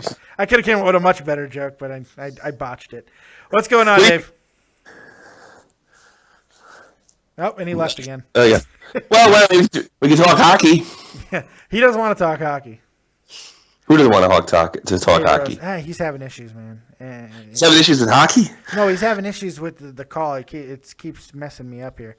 That's weird. Yeah. What else you got, man? You're getting ready for your show here, right? Well, we're also getting ready. You can come in and check out our live chat, and we're going to have the game running in the background, and we'll be talking. We'll be talking about the big tonight. The Bolts get it up on with the Habs. Of course, the Bolts beat them every game in the regular season and in double overtime in game one. And it's going to be an interesting series because although the Bolts do have the firepower, I do think the Habs are the better team all around. Is their power play gets clicking like the Rangers did last night. Go Rangers! I don't have a lot of worries, but certainly if they were to drop both games in Montreal, it definitely changes the outlook of the series. What do you think, Dave? Well, as far as we talked about the Rangers game quite a bit, and I'm talking about the Habs. I'm talking about the Habs. Oh, the Habs. Well, you got to figure they're going to even the series tonight, right? I mean, it's you got to figure. Expect. I don't know if Tampa's going to continue to do what they were doing. Dave Rose, are you in yet? Apologies, gentlemen. It's the first time my Skype has actually gone tits up, which actually is probably a good record. It's not a bad thing. Yeah, That's what you're not a saying. bad thing. But either way, I do apologize for any distraction or problems that may have caused. You're good, bud. We're pros here. Tommy C, how are you? How are you, brother? What do you think the Habs are doing tonight? They're going to split the series, or is it going to be a little different? I put my money on the Habs. I hope the Habs win. I'd like to see more than one Canadian team maintain themselves, but you can only hope. Those other Canadian teams have a long, long, long way to go, but there's good news. There's good news with the Jets. There's good news with the Flames, and I've been a Flames guy all year. But I mean, the Habs are the most complete Canadian team, and it would shock me if they would split the series. It would really shock me because Steve Stamkos isn't scoring. The Bolts, let's face it, they didn't exactly dominate in the first round, but they were able to pick up a difficult victory against the Habs. I do see the Habs coming over this series. I do see them winning this series, but it does change the outlook dramatically if, for some reason, they drop both games at home. Yeah, I don't know if I see that happening. You got to figure Carey Price is going to have a hell of a game tonight. He's gonna. It's not like he had a terrible game the other night either. I mean, it was kind of on the end of some bad breaks, but I'm expecting him to really put on a show tonight. And Tampa's going to have to bring their game. If they take a 2-0 lead on the road. Oof, this series is drastically That's almost changed. a nail in the coffin, Well, basically. I'm not going to count Montreal. I wouldn't go that far. Yeah, I wouldn't go that far. But I would definitely say that it changes the outlook, man. I mean, Well, I mean, the thing with the Habs is I don't know if they're that much better of a team than they were last year. It's pretty much the same hockey team, and we did see something that only me on Shot from the Point pointed out: some cardio issues with their blue linemen. They did seem to sort of slow down, and that's really important. Yeah, they have the big shot of PK Subban, but can he break up a plane like Girardi and McDonough? And I think that's what's really important. Certainly, the Habs got guys like Pacioretty that can put of the net. Lars Eller's back in the lineup. He can get a little streaky, and if they can get it from all four corners, they should be able to beat them because they've been more consistent all year. On the other side, the more talented team is actually in Tampa, but they haven't seemed to get it together to the point where they really should be dominating most of the Eastern Conference, and they never really quite did that. So I'm questioning how deep Tampa is at this point, though. I mean, I know they won the first game and stuff. Callahan, Tyler. I mean, they got Boyle as a good defensive defenseman. Stamkos. I mean, these are guys that can bury it. I mean, Hedman in defense. I mean, this is a deep team. But doesn't it seem like this is a team that's kind of underperformed the second half of the season? I mean, it just seems like that to me. Maybe I'm wrong, but it seems that way. It does. It seems like a team on paper that should be able to kick everybody's ass and take everybody's name. Even what's his name, Knutsev, or one of those Russian guys. I mean, there's a lot of firepower in this team. It's just I don't know. Are you calling from East Berlin? Is that bad? It wasn't meant to be. It's a little grainy. It's not terrible. It's not Huffman-esque, but it's not Huffman. Well, I was giving this a shot. It's not to Crete. It's more East Berlin. So yeah. It's the Crete, by the way. I was there. People to Crete get really upset when you pronounce their name wrong. That's at the top of their list of worries. Home of Saddam Hussein. That's right. Yeah, that's right. One last thing before I get you and your 1980s reception out of here. The Calgary Flames, they have any chance at all of pulling the upset on Anaheim tonight? Zero. Put them to bed. The Ducks. I think the Ducks have their shit together. The only last question for them is goaltending, and maybe it's been answered. That's I think there was a situation with the Ducks all along. It's inconsistent goaltending. They still have the core of the youth side of their original Stanley Cup team in 2007. These guys are capable. They have Stanley Cup experience. They've had some fluky exits. If their goaltending can be maintained, they're good enough to beat the Blackhawks. And they're coached by Emilio Estevez, so I mean they got all that. They got Emilio Estevez. No, if this is a very capable hockey team that's underperformed in the playoffs since they won the Stanley Cup. Yeah. So they're very dangerous, and I think I'm big on dominating the first round. Well, the Ducks did that for the most part. They did it for the most part, and they weren't easy games. Even though it was a sweep, you look at a sweep, it's like, wow, it's utter domination. That was not necessarily the case. The Jets took leads in almost, I think, every single one of those. They did, yeah. So it is, but I think it's very telling that the Ducks answered every single game. They got a lot of rest, and the first thing they did is beat the ever-living smack out of the Calgary Flames. So I think that's a good sign. If the Rangers weren't in it, and I was completely unbiased, that would be the team that I'd probably pick of winning at this point. You really got to put the Ducks over because I really think the sweep says a lot. I think it can. I believe if they continue to go through the bottom half of the bracket like they're doing right now, they're going to have a lot of confidence regardless of who they play in the Eastern Conference Finals, whether it be Chicago or Minnesota. I don't think it's going to be – they're going to have – they might get smacked in the mouth a little bit early in that series because they're not going to get the same type of battle that they've gotten. Even though Winnipeg played them hard, you can kind of make the argument maybe there was a case of Anaheim playing down to them a little bit in that first series, but they were still able to pull it out every game. That doesn't seem to be the case with Calgary, who I think we're both in agreement is a better team than Winnipeg. Maybe not as deep, but a more dangerous. I can't say they're a better team. I think Winnipeg is a more well-rounded team, but they are. It's like you said, they have like an Ovechkin thing going on in Capitals. You never know when that line's going to strike, and it can look. At the end of the day, you need more goals than the other team, and it's just that simple. And Calgary can do that. Whereas I think Winnipeg is a little more chippy, and they have a lot of speed, and I think a couple moves here and there. A belief in a system coming with a real identity can make Winnipeg a real dangerous team in the future. Whereas Calgary probably has more building to do than Winnipeg. They're probably a player or two away. But they also have in Johnny Hockey Gaudreau, they have a franchise player. So I'll leave you at that, and I hope everybody checks me out 3 p.m. Eastern Standard Time on the Shot from the Point Hockey Channel. We'll be going live with Jeff, the newsman, bluesman Huffman, who I wonder is over his little. I wonder if he's over. He was on a little while ago. He's okay. He's okay. Okay, good. I don't need a psychiatrist. No. And of course, excuse me, according to Jake Link. See, we're real classy over here at Shop on the Point, so go check us out. All right, take care, Dave. Thank you, Tommy. Take care, Dave Rose. Hey, take care. Take care, bro. Tommy C, everybody. I will say one thing though.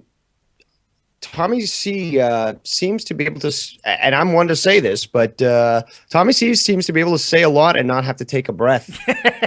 Yeah, coming from you, that's a hell of a thing. And coming from me, that's a hell of a thing. Absolutely. We are three talking motherfuckers. There is no question about that. Yeah, Tommy. 2 out of 3, at least, of us, give good quality. But we'll let you guys. We'll let you decide out there who those 2 of the 3 are. No, I think Tommy C had gills implanted, and what he does is he just has Andy pour water into the side of him while he's talking. And that's but I do have to apologize, Mr. Great World Traveler, there, Mr. Tommy C. I'm sorry that I pronounced Tikrit. Tikrit, it's not the fact that, I don't know, I speak 3 different Roman-style languages fluently, English, Spanish, French, can understand Italian, speaks a little Russian, speaks a little Chinese. No, I'm sorry, good world traveler. I do apologize for my ignorance. Yeah, damn right. And you should be sorry. You might get a jihad fucking put on you. Be careful. He was really just trying to look out for you, Dave Rose. And that's all it was. That's all it was. Well, you know what?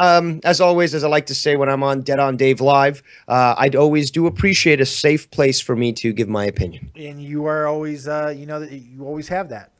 You always have that because we love you. Now, I mean, I think I'm going to start training in UFC. I'm only 35, but I think I could take Brock Lesnar on. Yeah, I think that might be a good place. If I can provide a good place, for a safe place for my friend to tell his story, that's what I'm going to do. Simple Superior is now joined the chat. What's up, Dave? What's up, you, Simple Superior? I haven't seen you in a while. How you doing, bud? Yeah, man. How you doing? How you doing? By the way, I have to draw a little bit of attention to our wonderful chat who, throughout the entire time Tommy C was talking, they were booing him and his hockey talk, and I think that was absolutely hysterical. Isaac A. and Black Mamba booing Tommy C relentlessly, which I thought was funny. Granted, they only wrote boo like once each, but I assumed, like in my head, I had them both going, boo, boo. It's cumulative. Yeah. It adds up, Yeah. It's incremental. It was great. Actually, I was calling back. Sorry, were you going to say something? No. Go ahead, bud. I was about to ask you what you had. Well, this is the thing. I'm not really big into baseball, but I do enjoy certain aspects of it, especially when I'm inebriated. But more importantly, here's the thing. I'm always a proponent for Toronto, the city, and for winning teams and for not wasting taxpayer money on garbage and letting these teams actually show that capitalism can work when it's done properly. So here's the thing. I'm looking at the stats right now, and Toronto is not looking too good in the American League East. Yeah. I don't know which team you root for in baseball. Is it the White Sox? Oh, God, I'll kill you. Okay. Hey, Chicago, I'll stab you with a hockey stick. So it's the Cubs. I'm a Cubs fan. Okay. Is it hey? God, even just saying White Sox and me in the same. I apologize, but you know me. This is me trying to read like some ancient script that I don't understand. I'm just like your Canadianism. There we go. I forgive it. I love you and I forgive it. Hey, by the way, remind me, how many teams again do we have in Canada for baseball? I believe 1. Exactly. You had 2, and they went to the Nationals now. They're Washington. They were Montreal, the Expos. Don't remind me, because that was the year I was rooting for them. I felt they were going to before the strike that they were going to probably get to the World Series, and then they got screwed over. And I was that was basically when I said screw baseball, I'm done. Screw because baseball in the ears. Yeah, that's right, or in the ear, whatever's more painful. I believe the ears is probably more painful than the ear. So what I'm looking at right now is the Cubs are actually looking really good. Second in the what's that? Cubs are playing good ball. I'm really enjoying it. Well, what I want to ask you is, because due to my ignorance and my Canadianism, can you let me know what you think about Toronto's chances this year? They started to at least sound like they were going to be doing good. Yeah. Right now, it looks like their wins are 12 to 13 losses. Yeah, they're 12 to 13, yeah. And I just wanted to know what your thoughts were on the Toronto franchise, as well as what might they need to do to get back to where we saw them in 92, 93, where they took everyone by storm. Well, the good news is, talent-wise, they're there. That's the really, really good news about that organization. The Blue Jays have all the talent in the world right now. One of the most talented clubs in all of baseball, in fact. When you look at them top to bottom, they just have a lot of talent. They've had a little bit of bad luck with injuries. That being said, overcoming the injury problems that they've had early in the season, 12-13 in this division, which has proved to be just about the best in baseball through the first month that we've been playing, besides probably the NL Central, which has been really good as well. They're in there. They're 3.5 out. The Yankees do not really look for real. Every other team in the division has question marks, big question marks. Baltimore, are they ever going to get their offense back on track to where that needs to be? And you never know if their city's going to burn down, and you never know if that's going to happen. Boston does not have enough pitching right now. Are they going to make a move to get a frontline starter? The Yankees, with their age and injuries always looming, in Tampa Bay with their inexperience. Toronto is probably most well-positioned, because I think they are the deepest and most well-rounded team in that division, to hang in there until the middle of the season, to the dog days of summer, and really grind out. I actually think Toronto's got a great chance of winning this division and restoring some pride to your wonderful city. I really do. I like Toronto. I like what they're doing up there, and stick with it. I think that's the biggest thing I could say is they have the talent. They just got to get healthy, a little bit of time, maybe make a move or two at the trade deadline. But other than that, I think just stick with the course at this point. Okay. Well, that gives me some some interest in it and such, because again, I do see that sport of all kind, and although I might not be a particular proponent of a certain sport, I like that people get active. I like people get out. I like people that, watch a game and say, you know what, son, let's go out to the field tomorrow after dinner and throw the ball around or something like that. And that's why I like sports, is because it encourages people usually to get a little more involved in that sport and become active. And I'm a very big proponent of outdoor activity, of being outside, and what better way to do so than to play sports. That's why I love the Winter Classic. That's why I love seeing families put up these just incredible backyard rinks during the winter time, because it just really promotes people being healthy and being active. Yeah, and I don't to sound like Michelle Obama or anything like that. No, you know what? I like the fact that you really put an emphasis on sports. I really feel that sports is one of the best things that a developing youth can do. When supervised properly, sports and athletics and the team camaraderie and everything that goes with it can be so beneficial in so many ways. It builds, obviously, strong bones and muscles, but it also gives you a sense of accomplishment. You learn lessons. One of the most incredible lessons comes from life lessons that anybody can ever learn. You want to learn a life lesson? Go pick up a skateboard. Okay? You want to learn a real fucking lesson in life? Grab a skateboard and try to learn one trick. Try to learn an ollie, okay? And why it's so important, why I think that everybody should pick up a skateboard. Now, I'm not a skateboarder, by the way, but I have tried this because it's the greatest life lesson. You pick up this board, you get on it, and you are going to fall about 150,000 times, unless you're just amazingly gifted and coordinated, and if so, fuck you. But you get on this board, and you keep trying and falling and busting your ass until you finally complete the ollie. Guess what? You are so proud by the time that you hit that ollie, you have learned a life lesson that the best things in life are worth breaking your ass for.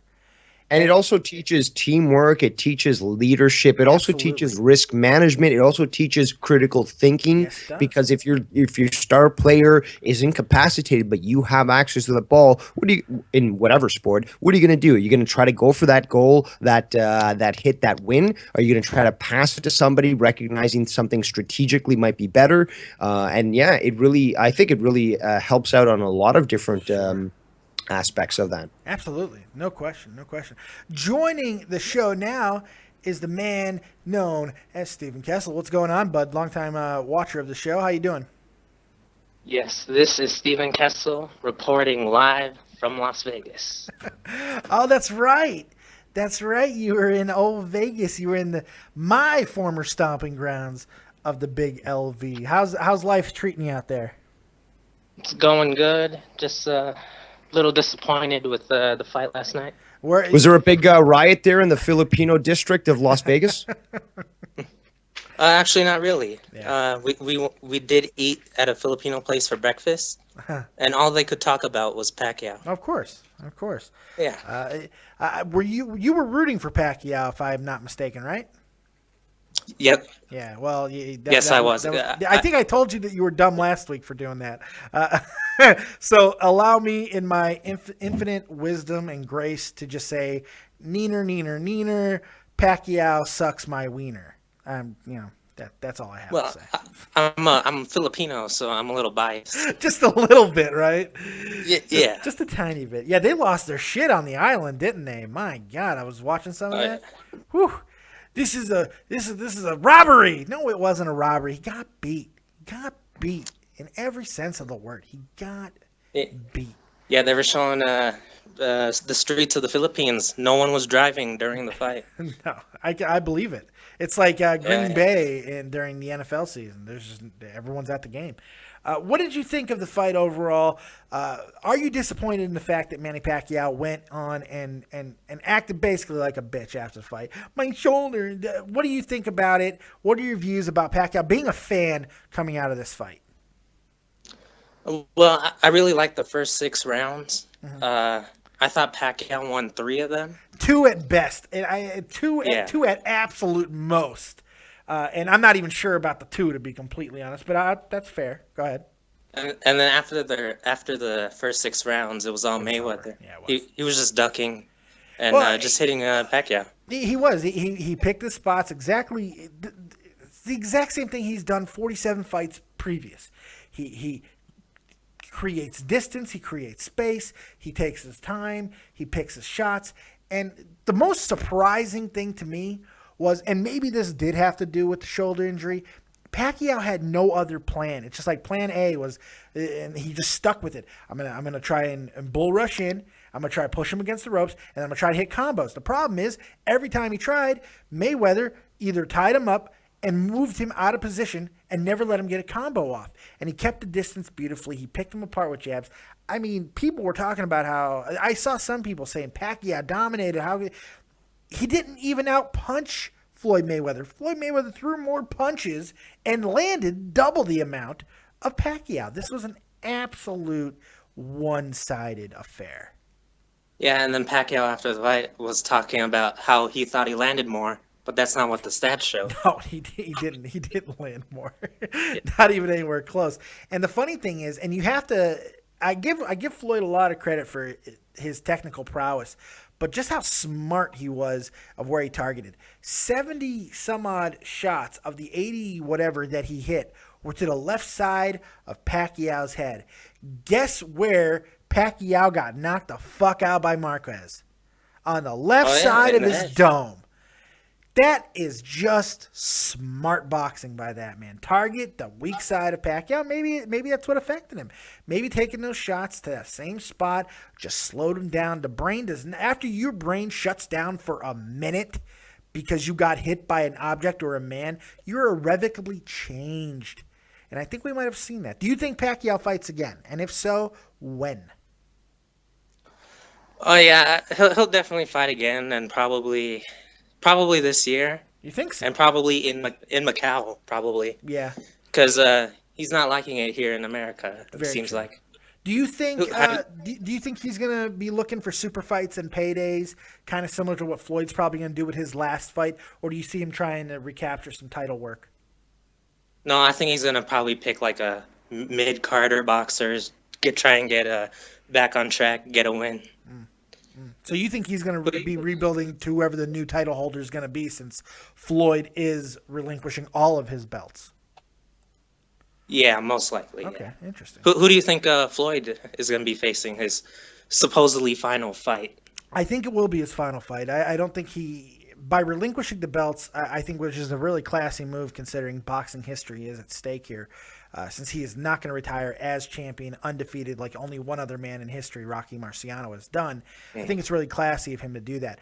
I have no idea who he's going to fight. I really couldn't give you the first Because it's not a title fight. It really could be anybody. I mean, it could be a Hopkins situation for all I friggin' know. I think it'll be an entertaining fight, though. It's gonna be a name. He's not gonna fight a can. He'll fight a guy, but probably a name more than a competitor. You know what I mean? He's gonna fight somebody who has a big drawing name, but not necessarily a top competitor in any division, any title picture. Yeah, see, when I heard that he's dropping the titles, Yeah. That he could fight anyone. Yeah. But when I thought he would keep it, one name I had in mind was the Kazakhstan boxer Gennady Golovkin. Oh, that's right. He has the highest knockout rate in boxing history. Yes, he does. That's a very good point. Well, And Amir Khan fight. has had. I know he's not been on a very good winning streak lately, but Amir Khan has had a hard on for Floyd Mayweather for fucking ever. So I don't know if that fight could. That's a fight that could happen now because Khan's not. He's not in the title picture, but he's wanted this grudge match. That fight will sell. You know what? My money right now. I think Floyd's going to want to knock out Khan in his last fight. And you know, it'd be great if Floyd wins and then grabs a gold shirt out of the audience and just yells, "Khan!" I'm sorry. Oh yeah, I apologize for that one. I don't think this is Floyd's last fight because I would think he would want to break Rocky Marciano's record. You think he instead wants of just to? tie it? See, I don't think he wants to. Because I want to interject here and say that you were telling a little bit about this, Dave. You had commented about the fact that he was going to drop the belt. Yeah. And I want you to go a little more about that, responding now to the question at hand, and explain why you think he's done what he's done and what benefit he will see in the future from that. See, I think it's a respect thing, and which is not something commonly said about Floyd Mayweather, but this is what I believe. And this is why I think that, Steve, I think you're wrong here, why he's not going to break his record. Because Marciano is the only man to ever retire undefeated as champion. Only man to ever do it. By relinquishing the titles, he's effectively nullifying the possibility of him doing that. So for him to go past 49 fights no longer makes sense because it holds no historical relevance. It is not coincidental that he's dropping the belts at 48. He's dropping the belts one fight below Marciano, and I think that's. Do you think that's out of respect? Do you think? Why? Because he seems to have and this has always been true about him with his father's legacy and some of the people that he's trained with in the past. He seems to have an idea of what boxing is supposed to be, and by dropping the belts out of a historic sense, let alone that reason, just a historic sense for paying respect and homage to the greats and maybe trying to restore his legacy for life after boxing. But he's also setting boxing up for the future by letting young, hungry guys compete for those open. He's dropping like 7 belts. Or 5, I think he's holding belts in 5 weight classes. That's 5 new title contenders and 5 new title fights that he's opening up by friggin' dropping. That's all kinds of action for boxing in the coming year. Damn it, Dave, your logical discourse makes it difficult for me to hate Mayweather. But hasn't Mayweather said that he's better than Ali? Yeah, but that's a little bit of a. Well, then again, Dave did make a good point in a comment earlier because you said nobody, whether it be Cassius Clay or Muhammad Ali, they liked him because he was a prick and he was the heel. Yeah. And only after the fact has he become this beloved. Yeah, him saying that he's better than Ali, that's all show and go. I mean, look, this is the same guy that we saw after the fight screaming at the fans, "I know I won!" And then when he grabbed the mic, what did he do? He went into real Floyd mode and he went humble. And he talked about the place in boxing history, and it was very humble and very different than, "I know I won," because he's playing a character. He's Money Mayweather. He's trying to sell fights, and he does a very good job doing it. So yeah, I mean, I have a lot of respect for what he's done because you think about it, boxing needs a resurgence, and what better way than to have 5 new open slots? That's 10 boxers, 10 young boxers across 5 different divisions that are going to get chances at being champions because of but who told them to do that, though? I mean, like somebody. I think Floyd did. I think Floyd told him to do it. I think Floyd told Floyd. That's what I think. Maybe I'm giving him too much credit. Because what you're saying is good for business, but Yeah, maybe somebody within the business said maybe this is best because we've got these people lined up and it's a good way to go out and blah blah blah. So It's possible. I'm sure he has a PR guy who probably talks to him about these things. But at the same time, does Floyd Mayweather come off to you as a guy that anybody comes to and says, this is what you're going to do? Not me. I mean, not directly. They'd be like, this might be good for business. And he'd be like, yeah, I'm going to smoke a blunt and think about it. he might get Jedi mind tricked. I mean, there's no question about that. I believe that he is a guy that could be Jedi mind tricked. I mean, the Force works on the weak-minded. You know, it's very possible that that's the case. You can trick Floyd into doing what you want, but I think it just when he seems to be a guy that responds well to logic and history and all of these things in kind of the same respect. So it's if you explain it to him the right way, I'm sure somebody was in his ear. Wouldn't surprise me. Interesting assessment. Yeah, I'm kind of proud of myself, to be honest. Little bit proud. I think when Mayweather retires, I think Gennady Golovkin is the next great star. I think Well, he's he has a knocking chance everyone now. out. He's got a chance now. Yeah. I mean, he's got an open title to go after, so there's no more roadblock in his way. Because let's face it, Floyd Mayweather did pick his fights. He picked his opponents, and he's been accused of ducking before. So it's a very good possibility he ducked this kid. And now that's not an option. Don't be surprised if he's getting the first shot, and I don't know who will be fighting. That's what's so exciting. I'm actually now just thinking about it. I'm excited about the possibility of new matchups in these different divisions. Boxing needs that. And Pacquiao losing, he doesn't necessarily go to the back of the line anywhere, too. You can potentially make the argument that after one fight, Pacquiao gets to start being kind of a placeholder champion in some of these divisions and taking on some of these kids. Because Pacquiao's only 36. If he wants to continue to fight, he can. I don't know if I would recommend it, but I don't know. It's interesting. Have you also heard Michelle Beadle is no longer a WWE fan? Yeah, I talked about that earlier in the show. And on that note, I do apologize for interrupting yet again, but it will be my last. You're good, buddy. Real life is calling me. So great show, Dave. Only 25 minutes left. People, get your calls in. AJ, I want to hear your review of Avengers Age of Ultron when I end up watching this video back. So great job, Dave. Great job, Steve. Everyone else who's called in. Love the content. Love the show. And I will talk to you later. Dave Rose, thank you very much as always. You are the man. Dave Rose, Right. everybody. And Dave I Rose. also want to bring up that Angelico dive when Vampiro was interviewing them this Yeah. past week. And Eva Lee said it the best when she said it was a cross-body, the most basic move in wrestling. Yes. Yeah. So it takes away from it a little bit. It does. Look, I got to be real with you, man. I've watched it quite a few times because everybody was saying, if you haven't seen it, you got to see it. It's one of the most amazing things. It's really not. It's really not. It's so over. This move is so overblown.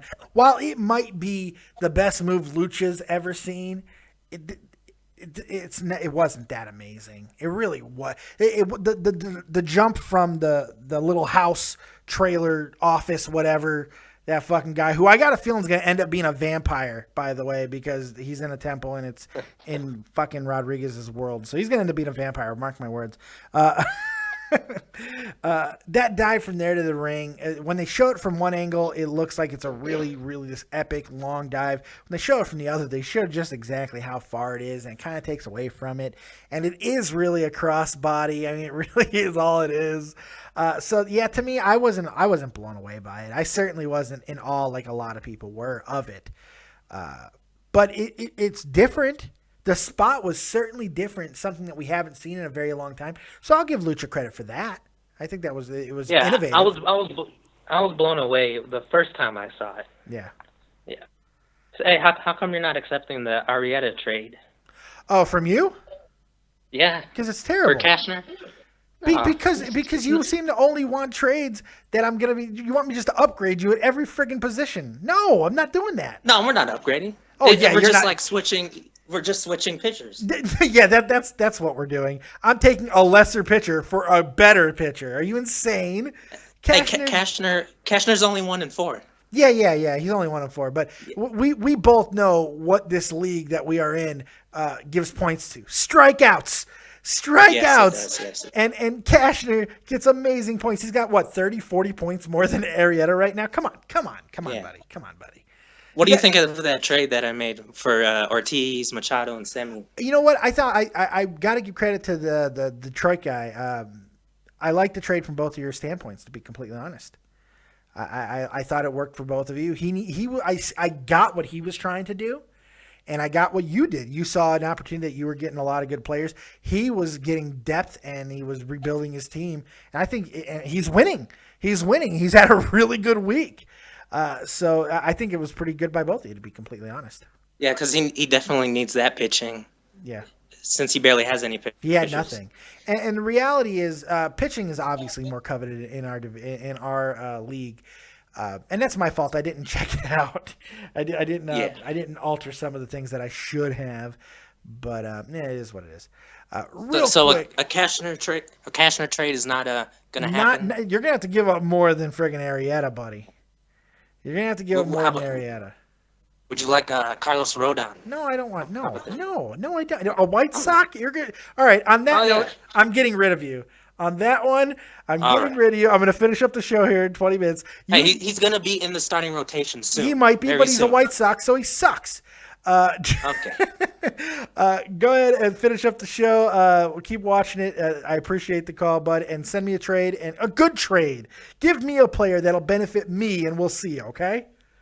All right, we'll see. Thank you. All right, buddy. Thanks a lot. Stephen Kessel, everybody. Stephen Kessel. AJ Tucker is in the chat going crazy right now, talking about how he went and saw the Avengers Age of Ultron, and he got quite a treat, apparently, because the trailers were Ant-Man, Star Wars, and Jurassic Park. Not bad. Not bad. Pretty cool. AJ, we're waiting your call, buddy. You going to make it? You going to make it before we get off the air here in 20 minutes? Huh? I don't know. If you guys have been waiting for your opportunity to call in and talk about whatever you want to talk about in this week of sports, now's the time. We got 20 minutes. Oh, there he is on cue. AJ Tucker, you are live with Dead on Dave. What's going on, buddy? Doing good. I just saw the Avengers movie. I just left the theater now, or a few minutes ago. Do tell. How was it? It was pretty good. I enjoyed it. I liked it. Apparently, I didn't see it, but after the end credits, what should I tell? Oh, well, I think a lot of people know the end credits scene, but yeah, go ahead. Spoiler alert! If you don't want to hear what the end credits scene is, cover your ears, earmuffs, because I want to hear AJ tell it. So go ahead. Oh, I didn't see it. I just heard that Thanos was in it. I was in the bathroom while they were playing it. Oh God! Why would you do that? No. Because I had to go to the bathroom. Pee in a cup. I'm sorry. People understand. People understand if you pee in a cup. It's okay. I'll remember for next time. There you go. Remember, words for life. Pee in a cup. Trust me. I've peed in many weird things in the Army. I've peed in bottles in the back of moving vehicles. Let's see here. I've peed in helmets. Oh, God. It's amazing the things that I have peed in. I can write a book on all the amazing things that I have urinated in or on. I urinated on a goat once. Ah. Yeah, that was pretty cool. Original. I got $5 for it. It was a bet. Ooh. I bet's a bet. Oh. Yeah. Weird. But yeah, absolutely. The Thanos scene, which basically, not only is it Thanos, spoiler alert, it is showing him wearing the, gasp, Infinity Gauntlet, which to those comic book nerds out there means quite a bit. So, pretty cool. I've heard the movie is awesome, man. I really have heard that it's really good. At first, all the advanced screenings, I heard a lot of the reviewers were kind of giving it shit and shitting on it, but now all I'm hearing is positive. So, what would you give it? We like to do rankings here. What would you give it out of 10? I'd probably give it a 7.5 out of 10, maybe an 8 out of 10. Was it better than the first? Yeah, I'd say it's better than the first. Really? Wow. That's high praise. You got quite a treat in the trailers, huh? Did everyone flip out over the Star Wars trailer? Well, there weren't that many people in the theater. Really? I mean, no. I saw the 3D version. And people aren't paying the 3D prices. No. So Was it the trailer that we've already seen, or was this a new trailer? I think it was the one that might be online. I'm not sure. Did it end with Han Solo and Chewie? Yeah, I think it did. Yeah, the bear-looking dude. Oh God, are you serious? You don't know who Chewbacca is? No, I don't watch Star Wars. Why haven't you watched Star Wars? AJ, this is a deal breaker here, buddy. I like you so much. I love you being part of the show. But if you don't like Star Wars, I don't know if I can deal with you anymore. My head might explode. I'm sorry.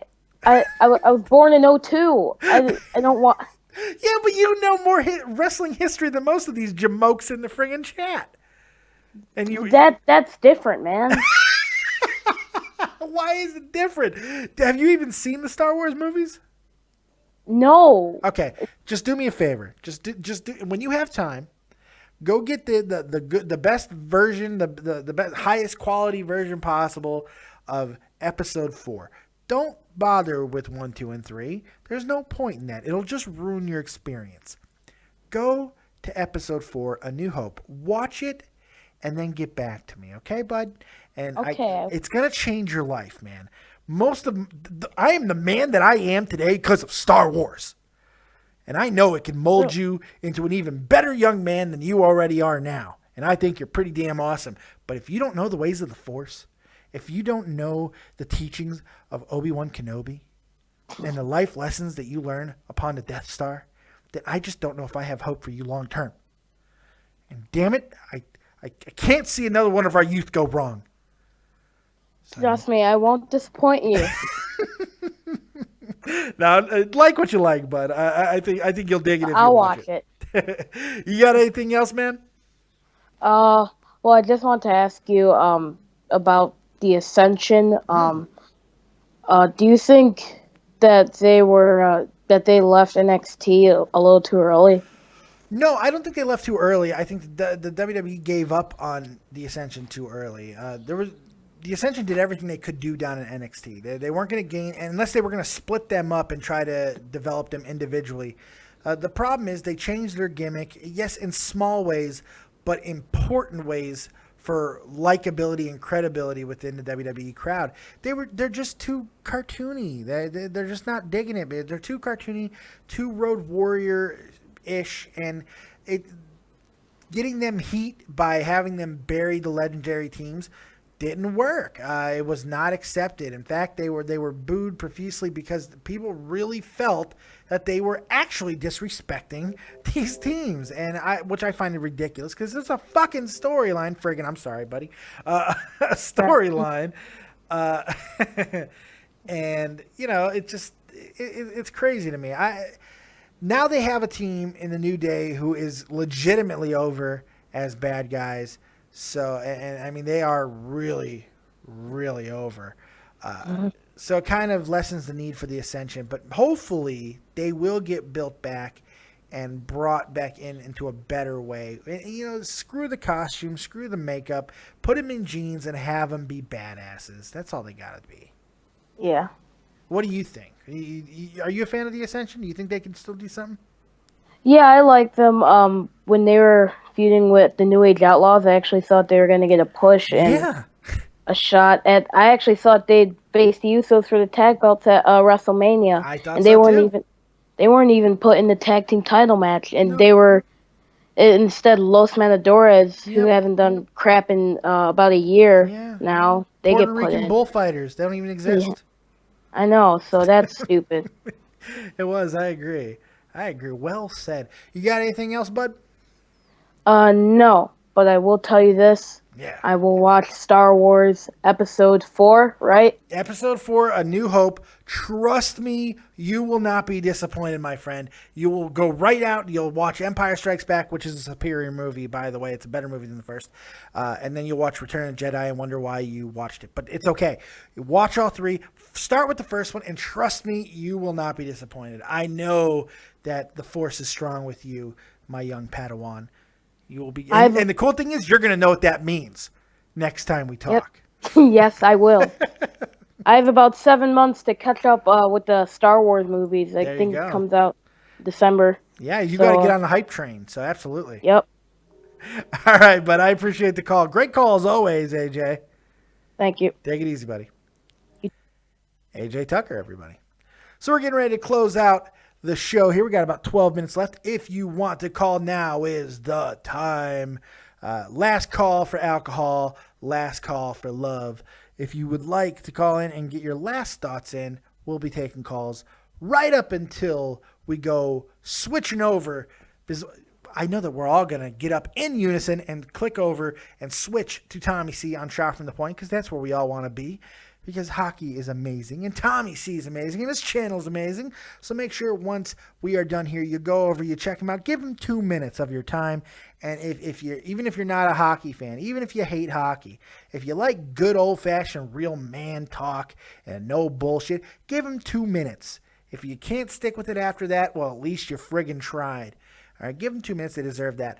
And if you're in the chat now and you have yet, if you're watching and you have yet to subscribe to this channel, make sure you do so, as well as click the like button. Let's get the likes up there. Also, I know Joe Cronin is somewhere in the chat. Make sure you go check him out if you have yet. I'm sure almost all of you who are watching live have, but if you haven't, Joe Cronin is the wackiest sumbitch I've ever met in my life, and he is an amazing, amazing YouTuber. He makes crazy videos, great videos. He's got great insight onto the wrestling world, and he's got his hands in so many cookie jars. So make sure you go check out everything that Joe Cronin's doing, starting with Joe Cronin Show on YouTube. Sub, like, share. I mean, almost 14,000 people can't be wrong, right? I mean, come on. Go ahead and check him out as well. All righty here. What to wrap up with? I have no idea. Let's see what's going on into the world. I got to get going soon anyway, because the Cubs got the bases loaded in the bottom of the second inning, and I got to watch that. So that's great. Washington, Atlanta in the NBA playoffs are going on right now, beating the crap out of each other in the fourth quarter. That should be a hell of a series. I like what the Wizards have been doing in the playoffs, in Atlanta looking really, really bad against Brooklyn. I think Washington has a chance to pull the upset, which I'm not even sure it will be an upset. So I'm looking at Chicago, Washington, Eastern Conference Finals. That'd be quite interesting, wouldn't it? I think that'd be a lot of fun. So that is one thing to be watching. Also, did anybody watch the Kentucky Derby yesterday? Guess what? Spoiler alert, a fucking horse won it. A horse won the Kentucky Derby, and they ran around a lot, and it was crazy, and it was great. Talvish, you are live with Dead on Dave. What's going on, bud? Oh yeah, I had to ask you a quick question before you get off the air. Yes, sir. Like, what do you think is next for Damien Sandow? That's a good question, because like nobody knows. I mean, the thing is, he seems to be going back to some of the old Damien Sandow things, a little bit of which is cool, but he's not going full, intellectual savior of the masses, which I think is important.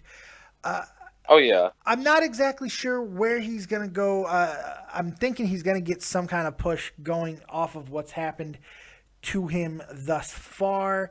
As long as the fans continue to stick behind him, and I'm not sure they will if he continues the whole mocking thing that he's been doing. I know, yeah. I'm not sure how long that could last.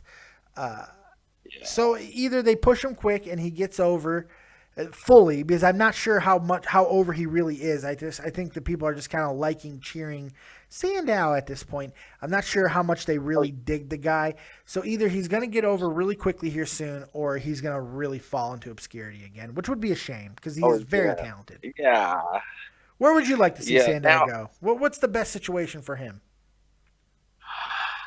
I could see him going for the title sometime, but probably the IC title.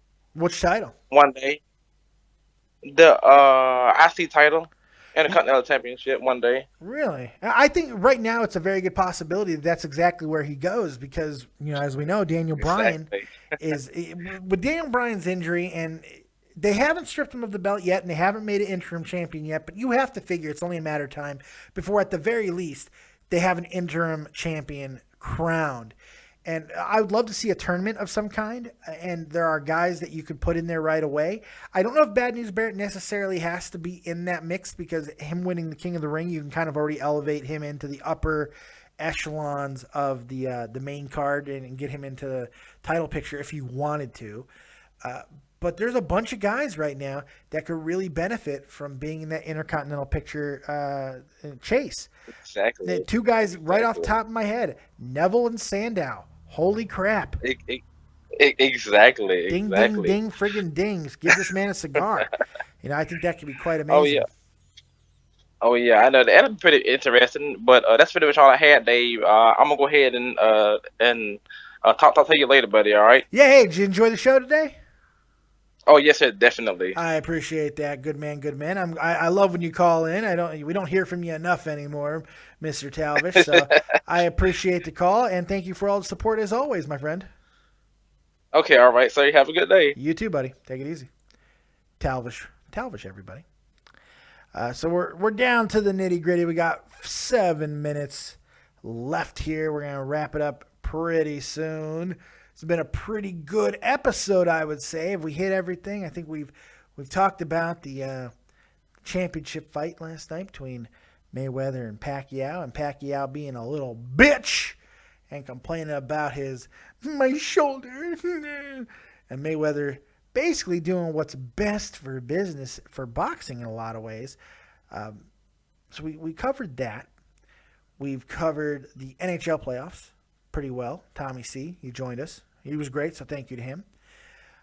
We covered some NBA playoffs. I really think the Bulls got a really good chance of kicking some ass in the next round, even against the LeBron Cavaliers. And we got in some NFL talk, the draft. I mean, what do you guys think of the draft? If you are in the chat right now and you are an NFL fan at all, what I want you to do with our last 5 minutes, and I want you to give me a thumbs up and thumbs down, a thumbs up or a thumbs down for your NFL team. Just write your name, the name of the team that you support, and what you thought they did in the draft. If you want to bury a team, whatever. I want draft comments. Let's go. I think we're on a little bit of a delay, but go ahead. Hit me up with those draft comments. I want to see them in the chat. Let's see here. We do have some action in the chat. Gerald Herbert, I'm sorry if I butchered your name. I can't see. My screen is very far away, and I have bad eyes because I'm old. He asked, when do you think John Cena is going to lose the title, Dave? I do. Well, his title isn't Dave. No, I'm just kidding. Bad joke, stupid joke. He could lose it as early as the next pay-per-view against Rusev in the I Quit match. I don't think that's going to happen, but it could. If not, then I have a feeling that Cena is going to lose the belt when it benefits the next star that they are truly behind most. Whether that be a surprise come up, because it's a perfect way to debut a guy like Finn Balor. Whether it be Neville, who I think is another guy that they can choose to be that man. What about Kevin Owens? If they feel that Kevin Owens has done everything that he can do down at NXT in the next 5-6 months, he'd be a good guy to immediately come into a feud with John Cena. Absolutely perfect. So really, the cool thing about John Cena and what he's doing with the U.S. Open Championship is it's really opened it up, pun intended, opened it up quite a bit and brought relevance back to the title. And at least maybe relevance, maybe not the best word, but definitely interest. Definitely interest. So I think that really you can keep it on him as long as you want, but if you want to put somebody else over, you can absolutely do it. Isaac A. writes in the chat, Carolina Panthers, another linebacker not needed. I agree. Especially one Shaq. I mean, I didn't quite understand that move, but it's the Panthers. It's what they do. The Panthers kind of just seem to be floating in obscurity. I don't know. Let's see here. Trey Waynes is a great pickup, Gerald. Maybe I messed up on Shaq. He might have went somewhere else. I don't know. Gerald Herbert, Minnesota Vikings, corner that is not really needed. It seems like everybody's pretty upset with their team's picks. Well, me being a Chicago Bear fan, I'm pretty damn happy with the picks that we made. Upgraded the wide receiver position. Another guy that Jay Cutler could, overthrow completely or miss. and then sit on the ground and whine like a fucking girl, because that's what Jay Cutler does. That's what I do. So, yeah, good job, Cutler. Good job, Bears. In all seriousness, I really do like what the Bears did. I thought they addressed a lot of concerns. It was basically a redraft of what they did last year, which is never a good thing, but they seem to have drafted a lot more smartly than they did last season. They got better picks. So we need to protect Cam. That's what Isaac A says. Yes, and Cam needs to protect himself too. Whether that is,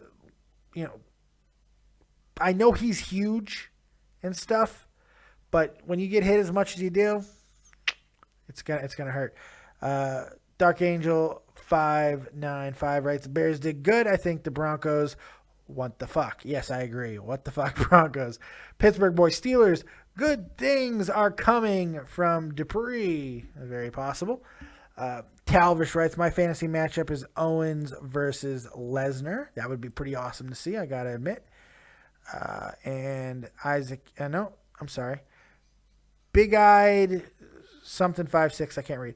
Detroit Lions picked up some good offensive linemen. I lost it. Picked up a lot of other needs overall. I'm pleased. Alex Williams, would you like to hang out with Chris Benoit? Short story, I actually have. I knew him when I was much, much younger in Las Vegas, and I actually had a dinner with him and Nancy. And this was obviously long before the tragedy struck.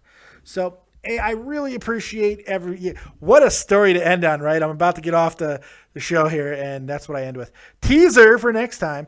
Thanks a lot, everybody, for joining me. Thanks, everybody in the chat. Thanks for everybody who called in. You were amazing as always. Thank you, guys. Like, subscribe, and share. This channel does not grow without your support. So continue to like, subscribe, and share. We will see you next time right here on Dead on Day Productions. And remember, kids, if you're not talented, have talented friends. Peace.